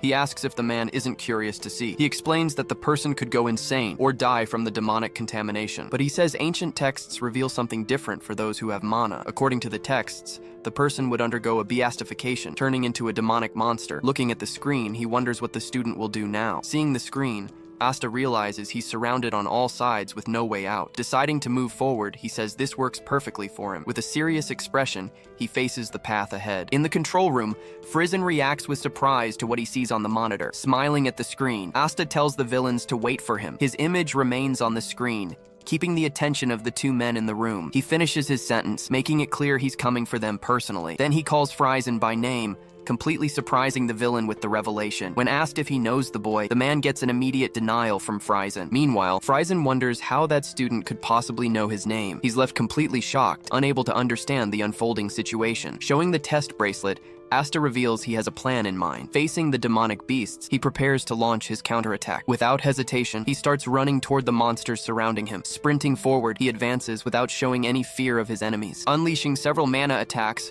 he strikes the demonic beasts with precision. With the ability activated, the demonic beasts begin to react strangely. Then, all the beasts turn on each other, ready to attack. With a cold gaze, Asta orders them to kill each other until none are left. In despair, Frizen shouts, unable to believe what's happening to his creatures. He remembers the boy, realizing something very dangerous is approaching them. On the screen, he sees Asta moving at high speed, leaving everyone shocked. In a panic, Frizen desperately screams for someone to stop that boy. Seeing Asta break through the barrier, the man yells for them to hurry and stop him, but his speed is so great that no one can react in time. Bursting into the room, he attacks and takes down all the guards inside. Stopping in front of the two, Asta says it's been a long time. With a smile, he confirms they've finally met again after so long. Changing scenes, Chenbi meets up with Damien, who greets him back. With a smile, Damien says he was protecting his friends with his golems. Impressed, Chenbi looks at the Cerberus units, praising Damien's skill. Suddenly, Chenbi comes face to face with Dahlia, who stares at him seriously. Questioning the boy, she asks how he managed to get there alone. He then notices she's still wearing the test bracelet. He realizes they haven't thrown away their test bracelets. Desperately, he shouts for them to throw the bracelets away immediately. He then warns them that the golems are tracking their location through the bracelets, but Furion simply ignores the warning, saying it's all ridiculous. Turning to the boy, he asks why they should trust his warning. Argon then accuses him of trying to collect the other bracelets. Shocked by the accusation, Chenbi is left speechless before them all. In front of the group,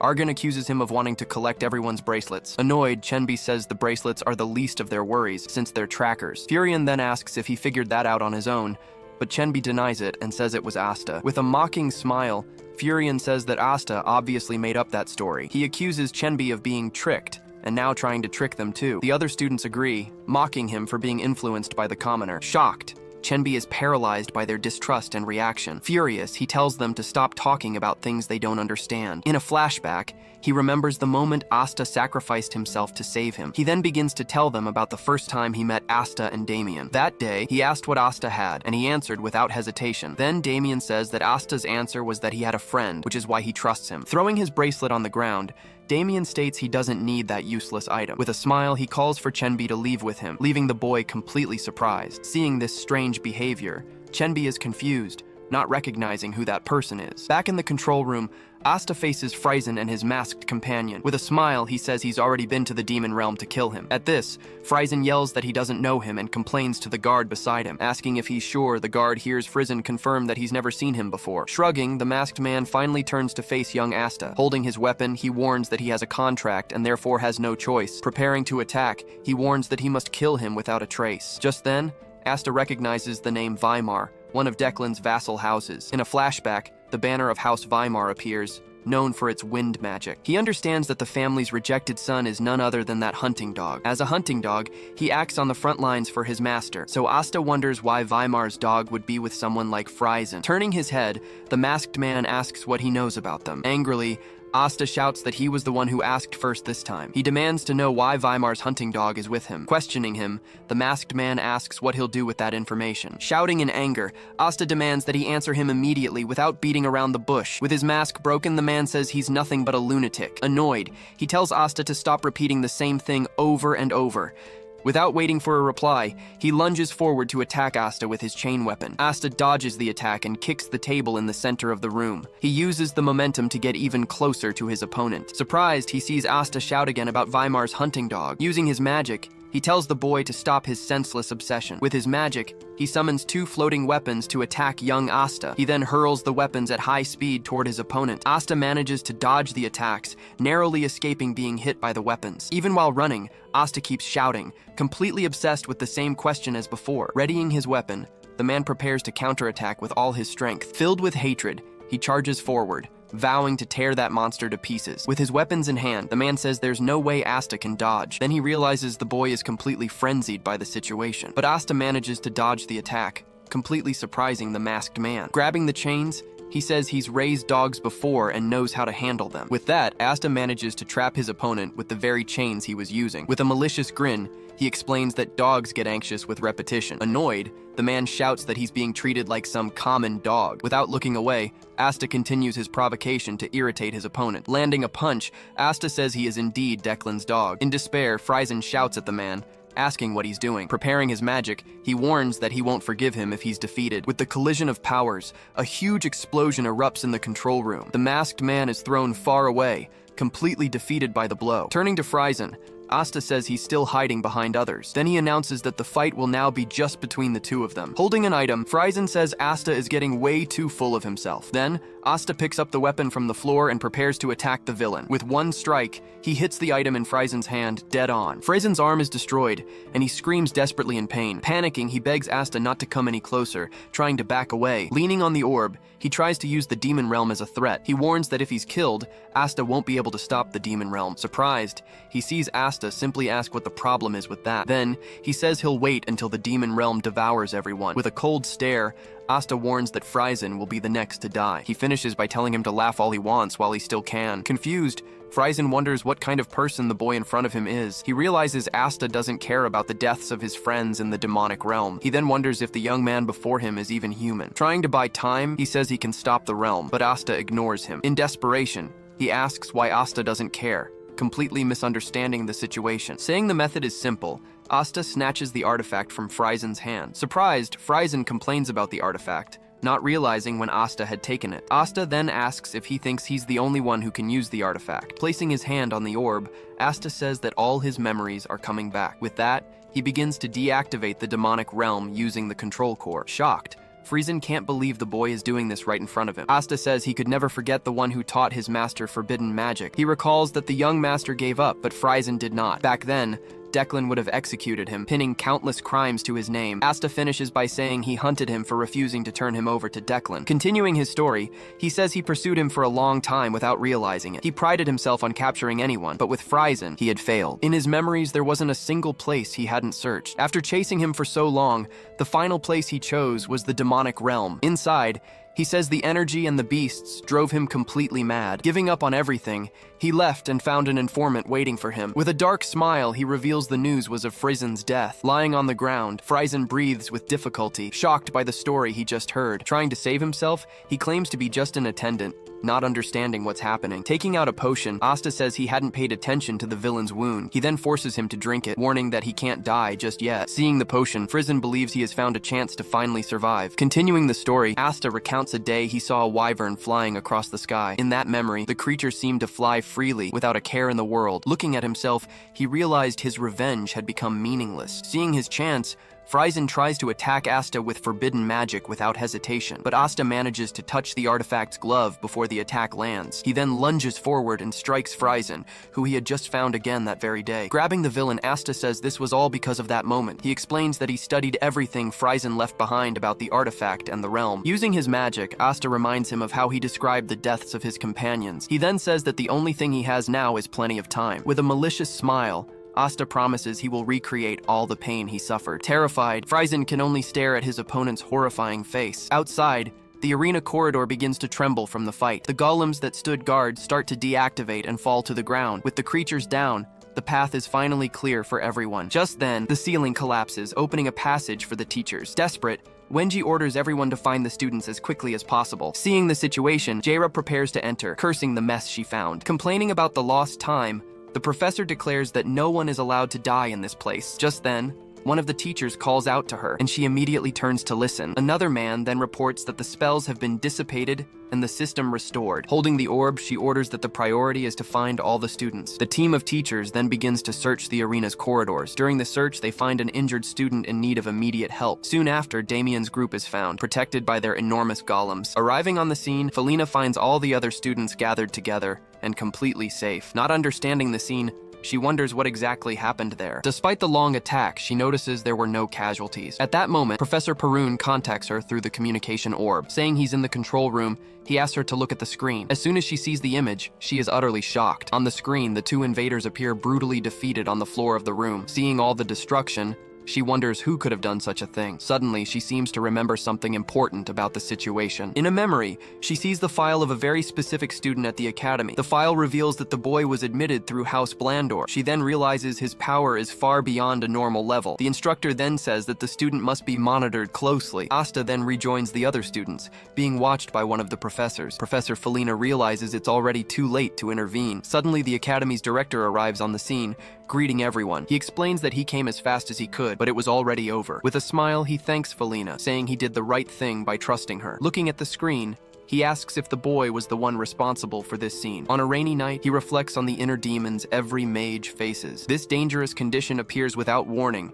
and rarely ends well for anyone. Remembering his past life, he leaped between walls like a skilled mercenary. Back then, his fury was awakened by the loss of his former comrades. Sitting on the floor, he realizes those emotions planted a dangerous seed. Despite everything, this sense of imminent danger feels very familiar to him. Rising from the floor, he decides to confront this challenge once and for all. Now on his feet, he sees the tension as something welcome and necessary. After a week, he picks up the book, feeling the time has come. With the secret tome of Crimson Fire, he smiles confidently at the challenge. Flipping through the book, he prepares to learn his first elemental technique. With focused eyes, he reviews every detail to avoid making any mistakes. Leaving the book on the floor, he focuses to begin his practice. He closes his eyes, knowing he needs more than just to circulate mana. To succeed, he needs to form a clear mental image in his mind. Focusing on the image of a single flame, he visualizes its pure power. This flame is born from mana and burns without needing any external fuel. With his hands, he finally manages to materialize his first fireball. Kneeling on the floor, he completes the first phase, the ignition of the flame. He realizes the destructive power of this new magic is twice the normal amount. Trying to compress the flame, he finds he can only do it once. He then realizes the technique's recoil is much stronger. Letting the flame flow, he decides that time will solve this problem. With this progress, he is one step closer to his mysterious goal. Now that he's mastered the technique, he needs a spell to use it. Changing the subject, he senses something strange approaching. He feels a very obvious presence coming down the hall toward him. Going to the door, he opens it to see who was outside. Stepping out into the rain, he comes face to face with a figure waiting for him. Wenji praises his perception, as Asta understands Professor Felina's suspicion. Then the academy's director appears, saying he's quite interesting. Asta asks if he is the director, but is corrected to call him the dean. With a serious look, the dean says that despite everything, there's a catch. Suddenly, he releases an overwhelming pressure toward the young student. Asta tenses up, breaking into a cold sweat under the immense pressure from the dean. Clenching his fist, he prepares not to yield to the strong intimidation. He plants his feet firmly on the ground, showing he'd rather break than bow. Then the dean asks if he isn't going to greet him, the highest authority. Resisting with all his might, he faces the dean with pure determination. With no other choice, he bows deeply and formally greets the dean. Praising his manners, the dean hears Asta shout an apology. Informing him that he's blocked the sound, the dean says he can scream all he wants. Asking what he's doing there, Asta hears that the dean came to ask some questions. At that, the dean releases his mana, asking if he can begin the interrogation. Under the pressure, Asta's leg gives way, forcing him to his knees. He then reveals that Professor Felina told him Asta was hiding something. At that, he prepares to ask the young student his big question. Under the intense pressure, he hears the dean ask what he's hiding. Gritting his teeth, he realizes that man is a true monster. But remembering an old enemy, he sees the dean is nothing in comparison. Analyzing the mana flow, he aligns his own energy to counterattack. When the flows synchronize, he extends his hand to break free. Using the indirect method, he finally manages to break the mana restriction. Free from the pressure, he understands the dean came because of the incident. Getting up, he takes responsibility, saying he took care of those rats. Faced with the confession, the dean is speechless for a brief moment. He continues, saying it's not a secret worth hiding. After confessing, he asks if the dean has any more questions. In response, the dean just stares at him with a very intense gaze. Under that gaze, he feels just like the time he faced a wyvern. Letting out a long sigh, the dean seems to relax his posture a bit. Seeing the dean sitting on the floor, Asta calls him an unpredictable lunatic. Praising the young man's gaze, the dean says he's ready to begin. Then, he advises Asta to only answer what he can. Asking him to sit, the dean waits for Asta to obey the order. Now sitting in the rain, the two face each other in a tense silence. Noticing the shift in the atmosphere, Asta becomes much more tense about the situation. His presence changes completely, resembling that of a fearsome war mage. Then, he prepares to finally start with his first big question. He asks if Asta happens to know about a wyvern that became a meal. Completely shocked, the dean just asks what he just heard. Telling him to continue, the dean calls him a rookie, but Asta corrects him. Pointing at the young man, he says that makes him his senior now. Confused by the logic, Asta retorts that they're not on a battlefield. Yielding to the pressure, he calls him senior, getting praised for his obedience. He prepares to continue the conversation, still very tense about everything. Calling him rookie, the dean says he has the eyes of a war mage. Then, angry about the intruders, he asks what kind of trash they were. Urging him to continue, the dean prepares for his next serious question. With a furious look, he asks what kind of trash the invaders were. He then asks what the dean intends to do with this information. He hears the dean say he will gather his old and powerful companions. Interrupting the conversation, he says the matter is actually about Declan. Hearing the new name, the dean just listens, waiting for more details. At this, the dean suggests that perhaps Asta is the mage from the story. Faced with the dean's realization, he just turns his face to the side. Revealing the truth, he says the invaders were both from the Weimar faction. He names Friesen and the Hound, and the dean asks for proof. Sarcastically, he asks if the dean wants the proof chewed up for him. Shaking his head, he refuses to answer how he found out everything. Seeing the young man's refusal, the dean observes in silence for a moment. Without insisting on an answer, he prepares to ask his next big question. Resting his hand on his knee, Asta hears the dean say that he understood everything. Feeling he has said all he could, he awaits the dean's reaction. He realizes the dean is genuinely furious about the whole situation. Changing his tone, the dean asks if he knows a mage who became a goblin's meal. With a forced smile, he tells the dean to stop smiling at him. Closing his eyes for a moment, he is clearly irritated with the old man. Looking up, the dean says that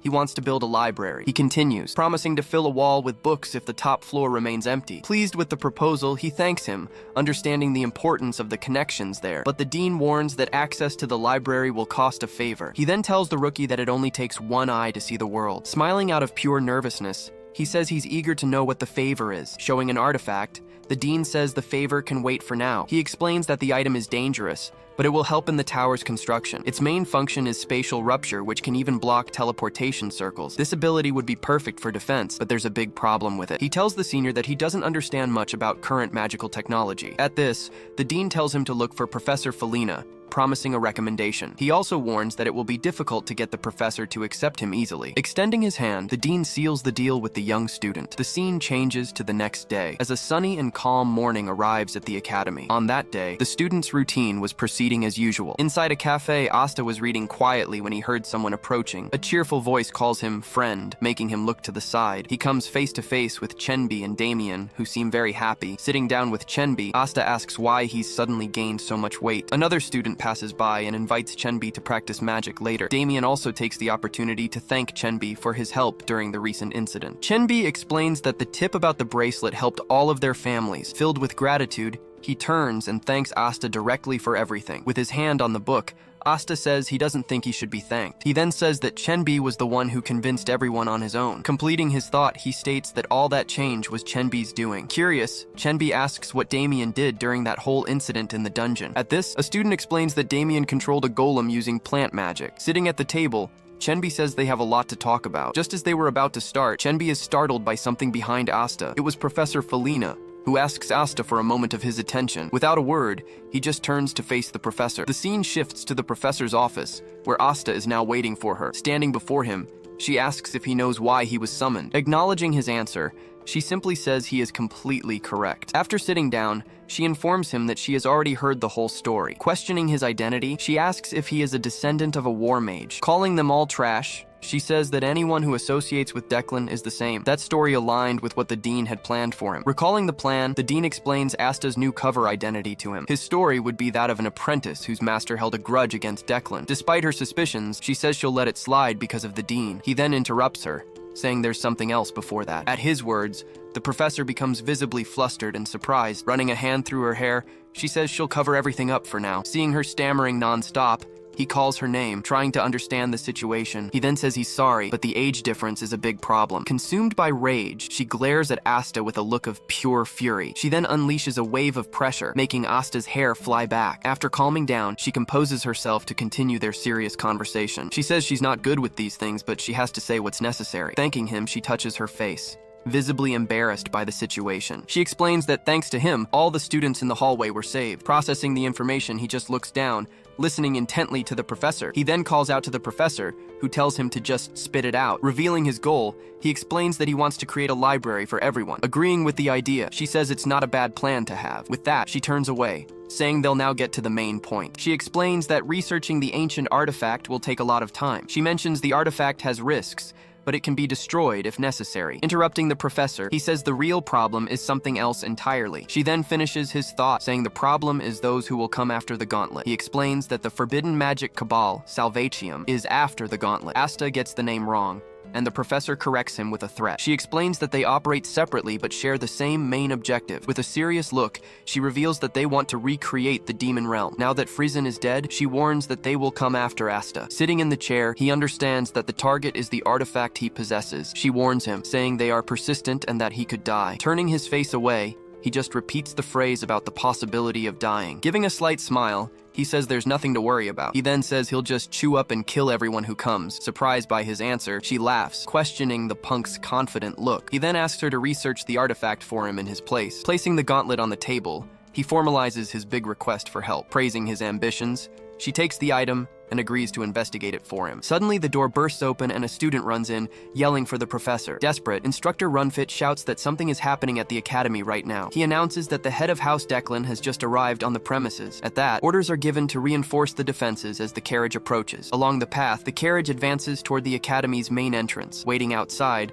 the director and the professors await his arrival. In the carriage, Farron von Declan commands the horses with the reins in his hands. Facing the newcomer, the director recognizes him as the head of House Declan. A genius, Farron became the head of the family at 30 years old. Despite the rumors, the director knows one thing about him is certain. Arrogantly, he refuses to step on the academy's hallowed ground. He then humiliates the director, breaking an ancient tradition of that important place. With a hand on his chin, Farron seems to be pondering the whole situation. He then asks the director if it isn't time to begin. Seeing the confusion, he says he heard about the invasion of the testing hall. Giving a smirk, the director realizes the head of House Declan's gambit. Furious, the director asks if Farron came all this way just to spew nonsense. The professors are shocked, as few knew of Declan's connection to the attack. In front of everyone, Farron boasts asking what the intention behind it is. He smiles sinisterly, saying it can't be what he's thinking. Using dark magic, he says he came to help and personally captured the vermin. From inside the carriage, he throws out several body parts. Surrounded by the magic, the director watches the terrible scene, unable to react. Farron reveals that Weimar was the leader, and he has already eliminated them all. From the top of the building, Asta watches the scene, confirming that Farron killed Weimar. He had expected this, as Farron was always a cruel person. Remembering the past, he recalls how merciless Farron was to everyone. Despite everything, he realizes the timing of Farron's arrival was too perfect. Asta begins to question whether it was luck or a very well-calculated plan. Watching Farron from afar, he sees him as a more understandable figure now. With a smile, he says that Farron has become a giant mountain to be climbed. Extending his hand toward him, Asta prepares for his next great challenge. He says that in this life, he might finally be able to surpass the powerful leader of House Declan. With a clenched fist, he stares down Farron, ready for the great battle to come. A few days later, the Academy was buzzing with recent events. After his gruesome display, Farron took things even a step further. He announced he would be sending a direct descendant to the Academy as a student. In response, the Imperial side immediately announced a third round of Academy admissions. But that was a story for a little later in the future. Right then, everyone was excited because it was time for the Grand Festival. As a celebration of victory, the Pistonikey Festival was a very important event. People were saying the Academy used the hallway incident as an excuse. Because of this, the Academy even allowed drinking at the event. Only the off-duty mercenaries were enjoying the drinks, taking part in various competitions. Laughing at his rival, the winner of the round called for a new challenger at the table. Seeing the bet, someone tossed a bag of coins onto the table to join in. Super excited, Damien shouted that he wanted to try too, sending Chenbi into a panic. Just then, an announcement was made, calling everyone to the award ceremony. Before he could go, someone grabbed him by the collar to stop him. Dragging Damien along, Asta forced him to the award ceremony. With a confident smile, he said it was time to collect his reward. Already on stage, the dean prepared to begin his opening speech. Announcing the start of the awards, he called the winners to the podium. Then, Dahlia of Denai was the first to be called for an award. Soon after, Damien von Blandor was also called to the stage. Next, Eveline of Plancher was the next name to be announced. When his name was called, Chenbi got a little nervous. Finally, Asta was the last one called to receive his prize. As he walked onto the stage, he passed by Eveline, the daughter from the merchant company. Watching the girl, he noticed something strange about her being there. When it was his turn, Chenbi held out his hands to receive his grand reward. The box then revealed a very high-quality elixir as the grand prize. Handing over the box, the dean thanked Asta for his great contribution during the incident. With a smirk, he asked if he really had to give the box back. In response to the joke, the dean threatened to incinerate him along with the box. Smiling, he said he'd just burn the box secretly later then. With the ceremony over, the group went back to enjoying the festival. After all the chaos, they enjoyed a moment of rest at the festival. He then decided that for today, it was okay to just relax a bit. As night fell, a firework was launched into the night sky. Immediately after, several fireworks exploded, lighting up the entire sky. Along with his friends, he watched the fireworks in the sky. With their backs turned, the three friends continued to watch the beautiful spectacle in the sky. He watched it all, admitting that despite the cost, the show was impressive. Closing his eyes, he just enjoyed that peaceful moment at the festival. Opening his eyes, he made up his mind, thinking he would do the same one day. Thinking of the future, he promised to hold a festival when he built his great tower. Imagining his future, he said that a white wyvern would be a good companion. Suddenly, a mysterious white owl appeared at his bedroom window. Sitting on his bed, he said that's not the kind of owl he meant. He then carefully took the letter tied to the owl's leg. Reading the letter, he saw that the senior had summoned him to the usual place. The next morning, he jumped out the window, heading straight for the meeting. In the blink of an eye, he was running across the academy rooftops. Looking at the building, he commented on how worn down the place looked. He then approached the abandoned building, perfect for a secret conversation. Opening the door, he announced his arrival, and the dean confirmed his presence. He was met with the sight of the owl and a feather falling from the ceiling. Upon entering, he saw the place had been turned into a private office. The dean then offered Asta a drink, already holding a cup. He poured the drink, reminding him that he had a favor to ask. Asta remembered that the favor had been exchanged for the pass to the Grand Library. The dean said the request was quite simple and took a letter from his pocket. Holding it out, he asked Asta to deliver the letter to a friend. Sensing trouble, he felt a bit uneasy about the request. Asking where he needed to go, he was told the fellow was very good at hiding. Then the dean revealed the destination, the dangerous Great Hamern Forest. Shocked by the revelation,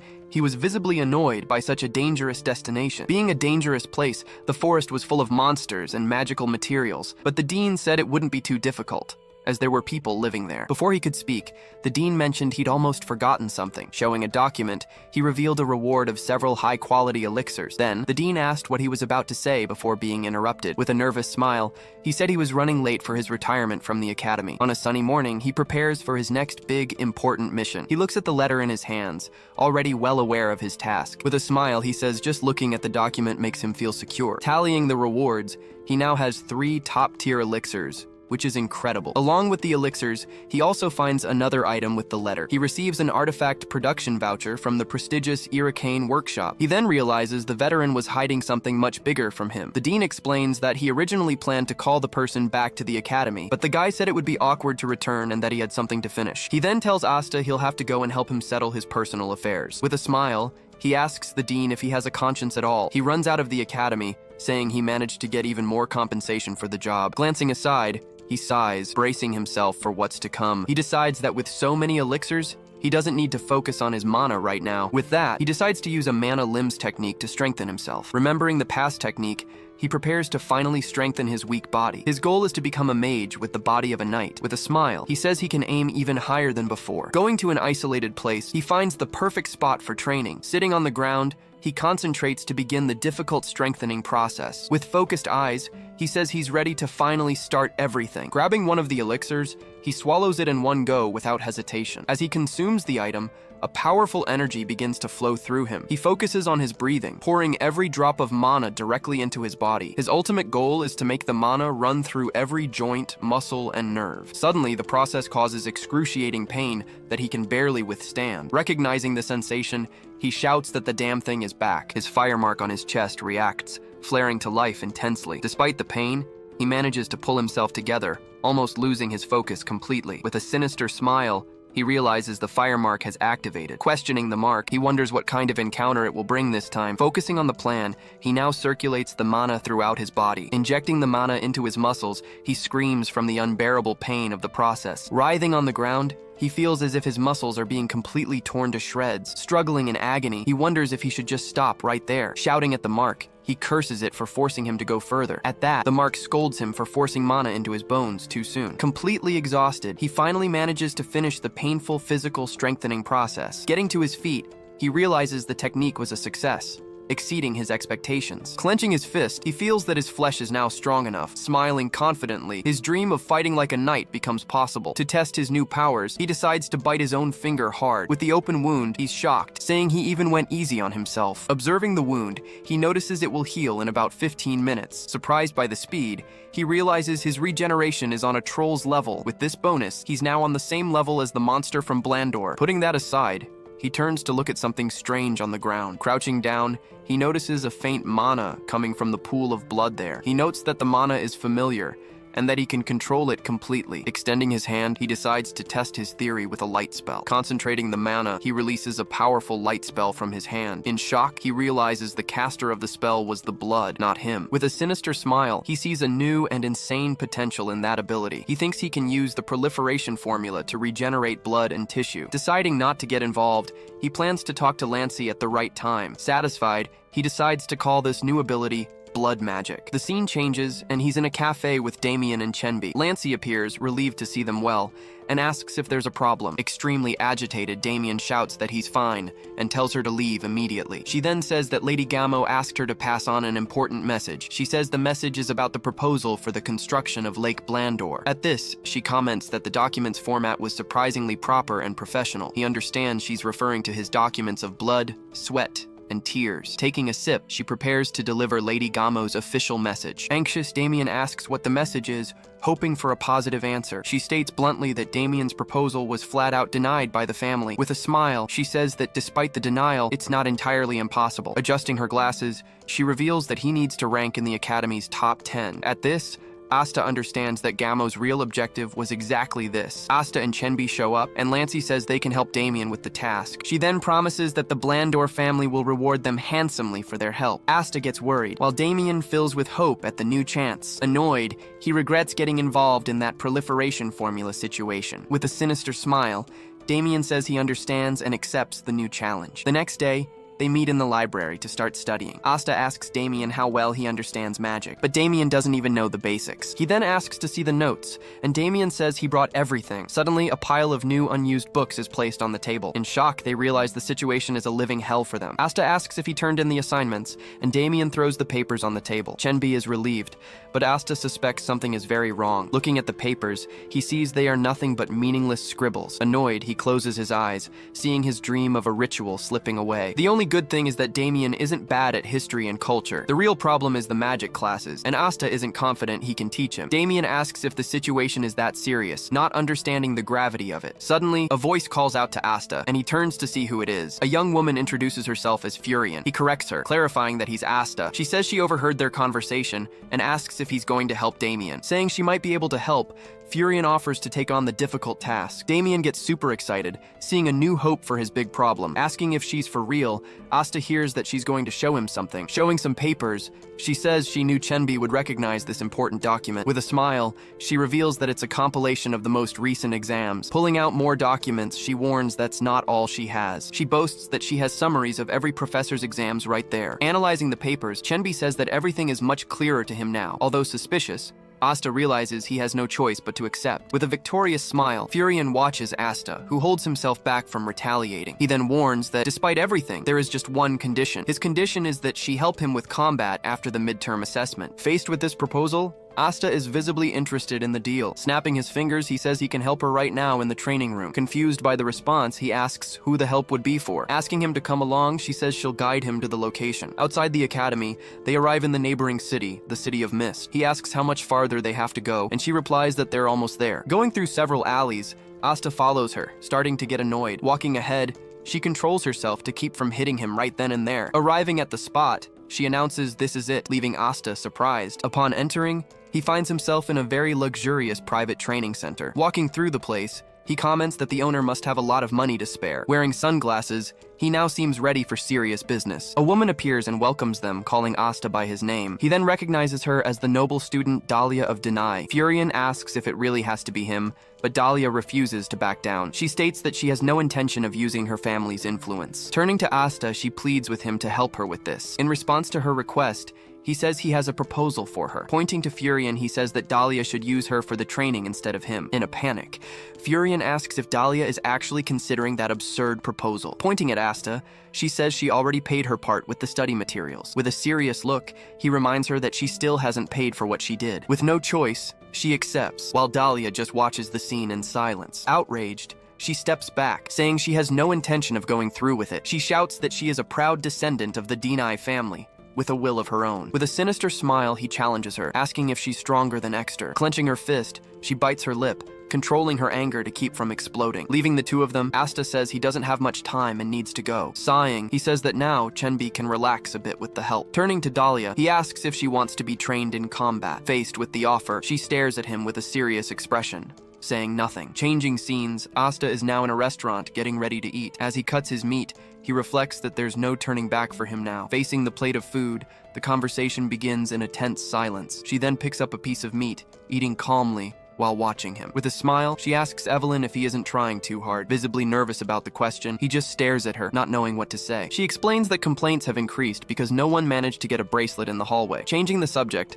she mentions that the exam preparations will be finished next week. Shocked by this information, he asks if she wants him to steal the exam. She denies the accusation, saying she just expects him to help her with it. With a threatening look, she asks if he got the message. With nothing he can do, he remains tense, just listening to her orders. Leaving a piece of paper on the table, she tells him to go to the indicated location. Ending the conversation, she tells him to eat before his food gets cold. Back at the training center, he gets ready to start the lesson. Asta faces the mannequin, ready to start teaching Dahlia how to fight. He reflects on how their relationship has always been terrible. Remembering the past, he sees himself in a mortal battle against Dahlia. Back then, he almost killed her, but reinforcements saved her at the last second. Despite their past, he knows Dahlia suppressed Declan, which is useful. With a smile, he realizes he can move the timeline forward in his favor. He decides that now is the perfect chance to settle the score with her. Turning to Dahlia, he prepares to begin the real training. He asks what the most important thing is in a one-on-one fight. She says she just wants to learn the move he used against Exter. He then asks who would win between a rank 8 and a rank 9 mage. Raising a finger, he says her answer is completely wrong. Pointing to his head,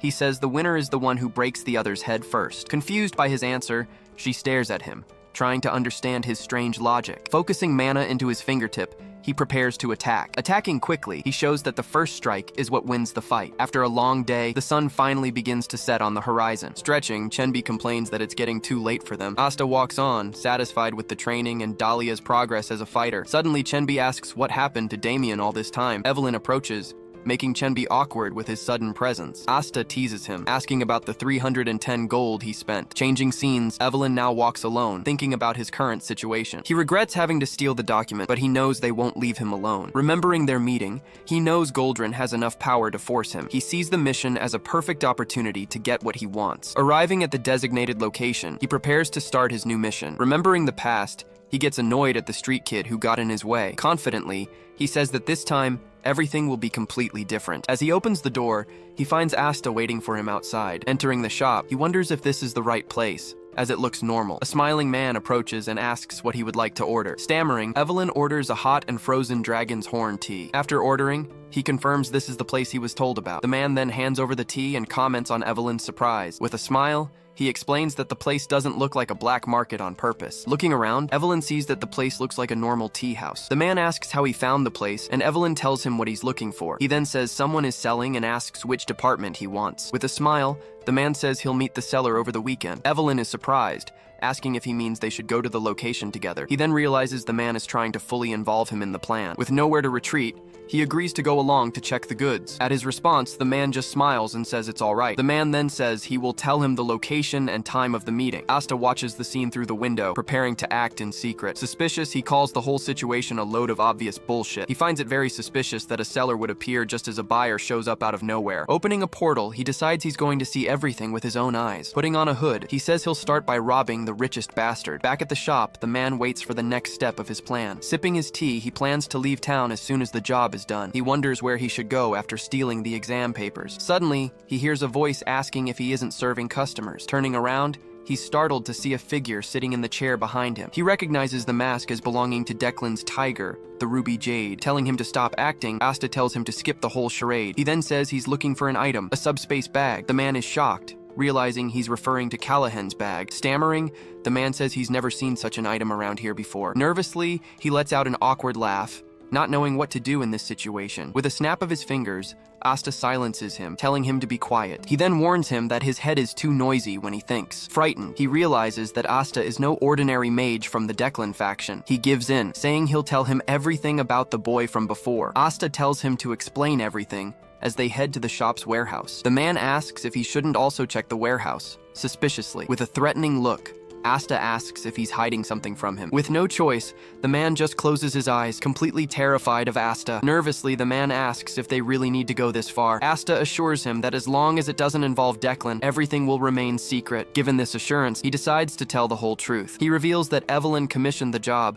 wanting to create a black market at the academy. Asta is surprised, recalling that everyone at the academy spoke highly of Evelyn. As someone with exemplary conduct, she maintained a good image with everyone. She also had great relationships with her peers, always smiling and being friendly. Being a model student, it was hard to believe she would do something like this. Angered by the injustice, his stomach churns at the whole situation. Arriving at the door, the man informs them that the warehouse is just ahead. Opening the door, Asta prepares to enter the secret shop's storeroom. Upon entering, he finds a room filled with treasures and valuable items. Analyzing the items, he says the family needs to properly verify everything. Asking for 2 subspace bags, he says he'll take all the suspicious items. Panicked, the man curses at Asta. Realizing he's being completely robbed, Damien tells Chenbi to forget the formula, as it's not necessary. Demonstrating the magic, he says his answer is also correct without the formula. Chenbi is shocked, asking how he maintains the spell without the stabilization formula. Frustrated with the argument, Chenbi declares that this place is a real hell. He realizes Damien is a genius, but one who defies common sense. From a distance, Furion worries if Asta is corrupting Dahlia with his ideas. Suddenly, a figure approaches, calling Furion by her full name. She turns around and is faced with Dahlia, whose face is all bruised. Furious, she screams at Asta, calling him a miserable, good-for-nothing scumbag. After a week of intense studying, the team prepares for the test. Gathered at the table, they do a final review for the upcoming exam. Chenbi asks Furion about the parts she corrected, and she confirms everything. Chenbi also says that everything he corrected was completely right as well. Damien gets super excited, shouting that now he can make blood, sweat, and tears. Annoyed, Furion says it was a week that didn't go by without blood and sweat. Celebrating his success, Damien shouts with joy for getting the questions right. Annoyed with the situation, Chenbi just grinds his teeth, saying nothing. Asking if he's okay, Furion calls out to Asta, worried about his reaction. Back in the present, Asta watches the city from a rooftop. Scratching his ear, he wonders if someone is talking about him right now. He then turns, ready to put his grand plan into action. From the rooftop, he observes a group of students gathered on the street below. Seeing the tense Debay,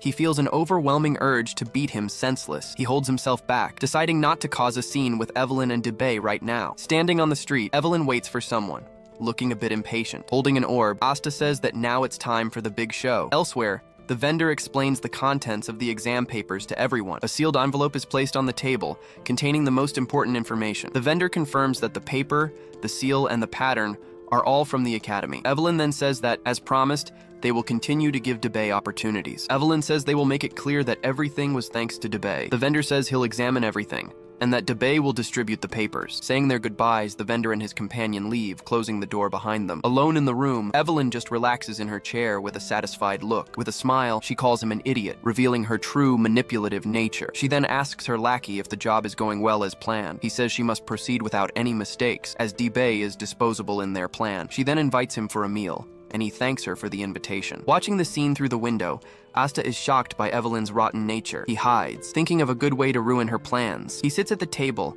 thinking about how to handle this difficult situation. Tapping his fingers on the table, he ponders the best course of action. Suddenly, he has a brilliant idea to solve the whole problem. He says he's found a way to lead her down the right path. Grabbing a blank piece of paper, he prepares to put his new plan into practice. Carrying a stack of papers, he gets ready to start his secret plan. Sitting at the table, he starts writing, realizing his skills haven't gotten rusty. Remembering how he used to copy calligraphy, he focuses on doing a perfect job. After writing, he uses a seal to successfully finalize the forged document. Holding the paper, he says proudly that Evelyn is already becoming good. Back at the training center, night falls over the training grounds. Inside, Dahlia trains intensely against a training dummy, without stopping. Focused on her training, she remembers that the fastest attack is the one that wins. With a determined look, she prepares a spell, ready to crush her enemy. As the exam ends, the professor tells everyone to turn in their tests. The classroom buzzes with chatter as everyone discusses the exam they just finished. One student asks which theory was used, and another jokes in response. A student corrects the details on his test,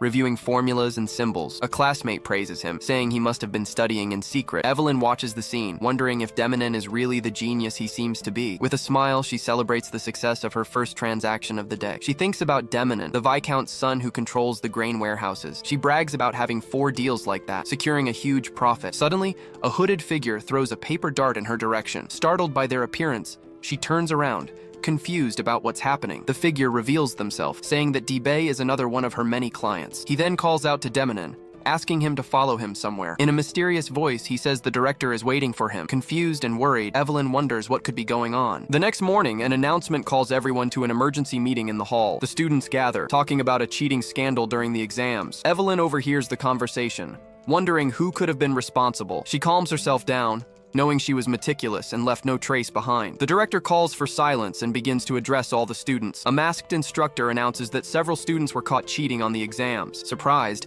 Evelyn realizes the rumors were true and that they're in big trouble. The instructor reveals that Debay and 4 accomplices have been identified and expelled. He continues, saying that a student with a strong sense of justice uncovered everything. Extending his hand, he prepares to announce the name of the great hero. Calling Evelyn de Planche forward, he congratulates her on her courage and bravery. In shock, she denies doing anything, but everyone praises her for her modesty. Other students congratulate her, saying she doesn't need to be so humble about it. Laughing nervously, she tries to figure out what the hell is going on. As the ceremony begins, she realizes that everything is completely wrong and out of control. Watching the scene, Asta comments on how truly delicious this spectacle is to watch. With a forced smile, Evelyn hears the instructor tell her not to stray from the path. Giving her some advice, he names her the champion of lost causes and a benevolent judge. A week later, an announcement is made that the rankings have been posted. All the students rush to see their grades, creating a huge commotion. Damien and Chenbi run desperately to see the results of their efforts. They reach the notice board, rushing to see the list of grades. Desperate, they ask about the final result of their intense studying. Seeing Damien's name in 18th place,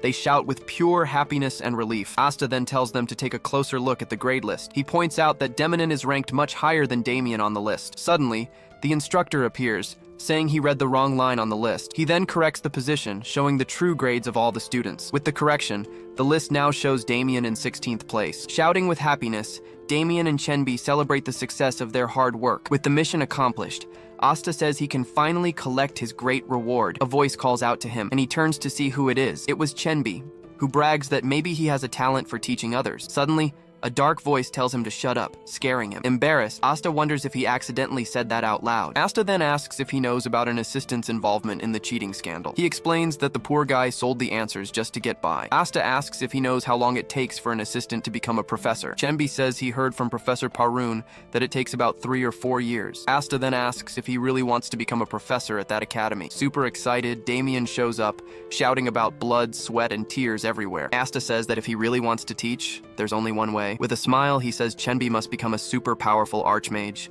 He adds that way he can train students mercilessly and rigidly. Imagining himself as an archmage, Chenbi is inspired by Asta's idea. With a smile, Asta says that if you're going to dream, you should dream big. He adds that Chenbi must become an archmage so he can pay him back. As night falls, the sky is starry and calm, with few clouds. In a nearby town, Asta prepares to meet an important person. He approaches a shop with a wooden sign in front of the door. Opening the door, he enters the place, ready for the scheduled meeting. A mysterious figure walks toward a room in the back of the shop. Inside, he finds a hooded person waiting for him in the darkness. The man reveals himself, saying he finally showed up for the meeting. Sitting at the table, the two trade jabs about their lifestyles. Asta says he needs his help and asks if he can infiltrate. The man reveals that ancient ruins have been discovered in the Hamlin forest. Faced with this revelation, Asta just stares at him in silence for a moment. With a sinister smile, he realizes this is going to be a huge headache. A few days later, Lancy meets with them to deliver the promised reward. She says it's nothing difficult and that she'll give them a high-level formula. With a smile, Asta realizes this was an unexpected and very welcome gain. She then reveals she has investigated Chenbi, making him a little tense at the revelation. Asking about his family problems, she hears that things are getting a little better. With a smile, she says that House Blandor can solve everything for him. She continues, saying they can even offer a better environment for his family. Despite the offer, he refuses, saying everything is fine for now. She tells him not to feel burdened by her offer. With a smile, he says he just wants to stay friends with Damien forever. Sipping his tea, Damien is visibly embarrassed by his friend's statement. Lancy is surprised, then gives a small smile at his response. Asta watches the scene, feeling like he's the only piece of trash present. Chenbi then asks if he can request something else instead of help with his family. He asks to study magic at House Blandor, and she asks if that's all. With a smile, Chenbi confirms he'll gladly accept her offer. Elsewhere, Lady Gamo is in a garden with her butler, Alfredo. He confirms that Damien's friend did indeed say those words at the meeting. With a smile, she says Damien is lucky to have such a friend. She then hands over a document, sealing a new deal with Chenbi's family. Shocked, Chenbi reads that House Blandor has become his family's patron. He turns his back, still processing the unexpected news he just received. With that, the evaluation ended with satisfactory results for everyone involved. As time passes, Asta continues his studies and plans at the academy. Standing on stage, Instructor Jaira prepares to make an important announcement. She announces that from this day forward, they will enter a preparation period. All general classes will be suspended, with a full focus on practical combat from now on. She warns, however, that all training will be left to the student's discretion. A student raises her hand, asking for clarification on the part about discretion. The instructor confirms they can choose whether or not to attend the preparation classes. She continues, saying they can also return to their homes to train. Asta ponders this, hearing that combat mages will be invited to the preparation classes. He's suspicious, sensing the teachers are hiding something with this sudden change. At night, the dean's owl flies through the sky, carrying another important message. Asta receives the note, which tells him to meet the dean at 8. Standing in the darkness, he wonders what the hell happened to warrant this summons. Walking through the forest, he prepares to meet the dean at the arranged location. He's surprised, wondering why everything changed so suddenly. Arriving at the location, he sees the dean has turned the place into a hideout. He realizes that with so much space, he can test his new multiplication formula. Cutting his finger, he uses a drop of blood to initiate the technique. Several drops of blood multiply, and he confirms that the formula worked. He notes that the replicas mirror the original, but their magical power is insufficient. Suddenly, the dean appears, asking what the hell he's doing there. The dean notices that the mana inside the drops seems to be Asta's. Confirming the suspicion, Asta shows the dean the power of his blood drops. Shocked by the demonstration, the dean is left completely speechless by what he sees. He asks about the technique's range and where Asta got it from. Surrounded by the drops, Asta just silently observes the dean's reaction. With a smirk, he says he'll tell him everything if the dean grants him a favor. The dean understands, realizing Asta wants him to serve as a training dummy. Asta says he's the perfect punching bag for the test he's about to run. Telling the dean to put his guard up, he prepares for the attack. He closes his eyes, concentrating to initiate the next phase of the technique. He then begins to fuse the rubies, accumulating an enormous amount of mana. Terrified, the dean shouts for him to stop. Sensing the imminent danger of the attack, he yells, cursing Asta for preparing such a powerful and destructive attack. With a sinister grin, Asta says that true art is a grand explosion. He then unleashes all the accumulated power, creating a gigantic explosion on sight. After the dust settles, the area is completely devastated by the powerful blast. Standing amidst the smoke, he says the power was a bit disappointing. The dean then appears, walking slowly toward him on the ground. Asking where he came from, the dean says, Asta's power is incomprehensible. Unfazed, he just stares back at the dean with a calm, serious expression. He says he's just an ordinary person, and the dean retorts with a threat. The dean asks where the red orbs came from, ignoring the strange magic. With a smirk, he flips the dean off, saying they're right here. A mysterious smoke fills the area, creating a sudden scene transition. The dean's owl appears, unexpectedly landing on Asta's head. Asta asks why he was summoned, and the dean says it's about the forest. Placing an orb on the table, he tells them to watch before they talk. Watching the orb, Asta sees an image slowly forming inside it. Shocked by the vision, he asks what that is, completely speechless.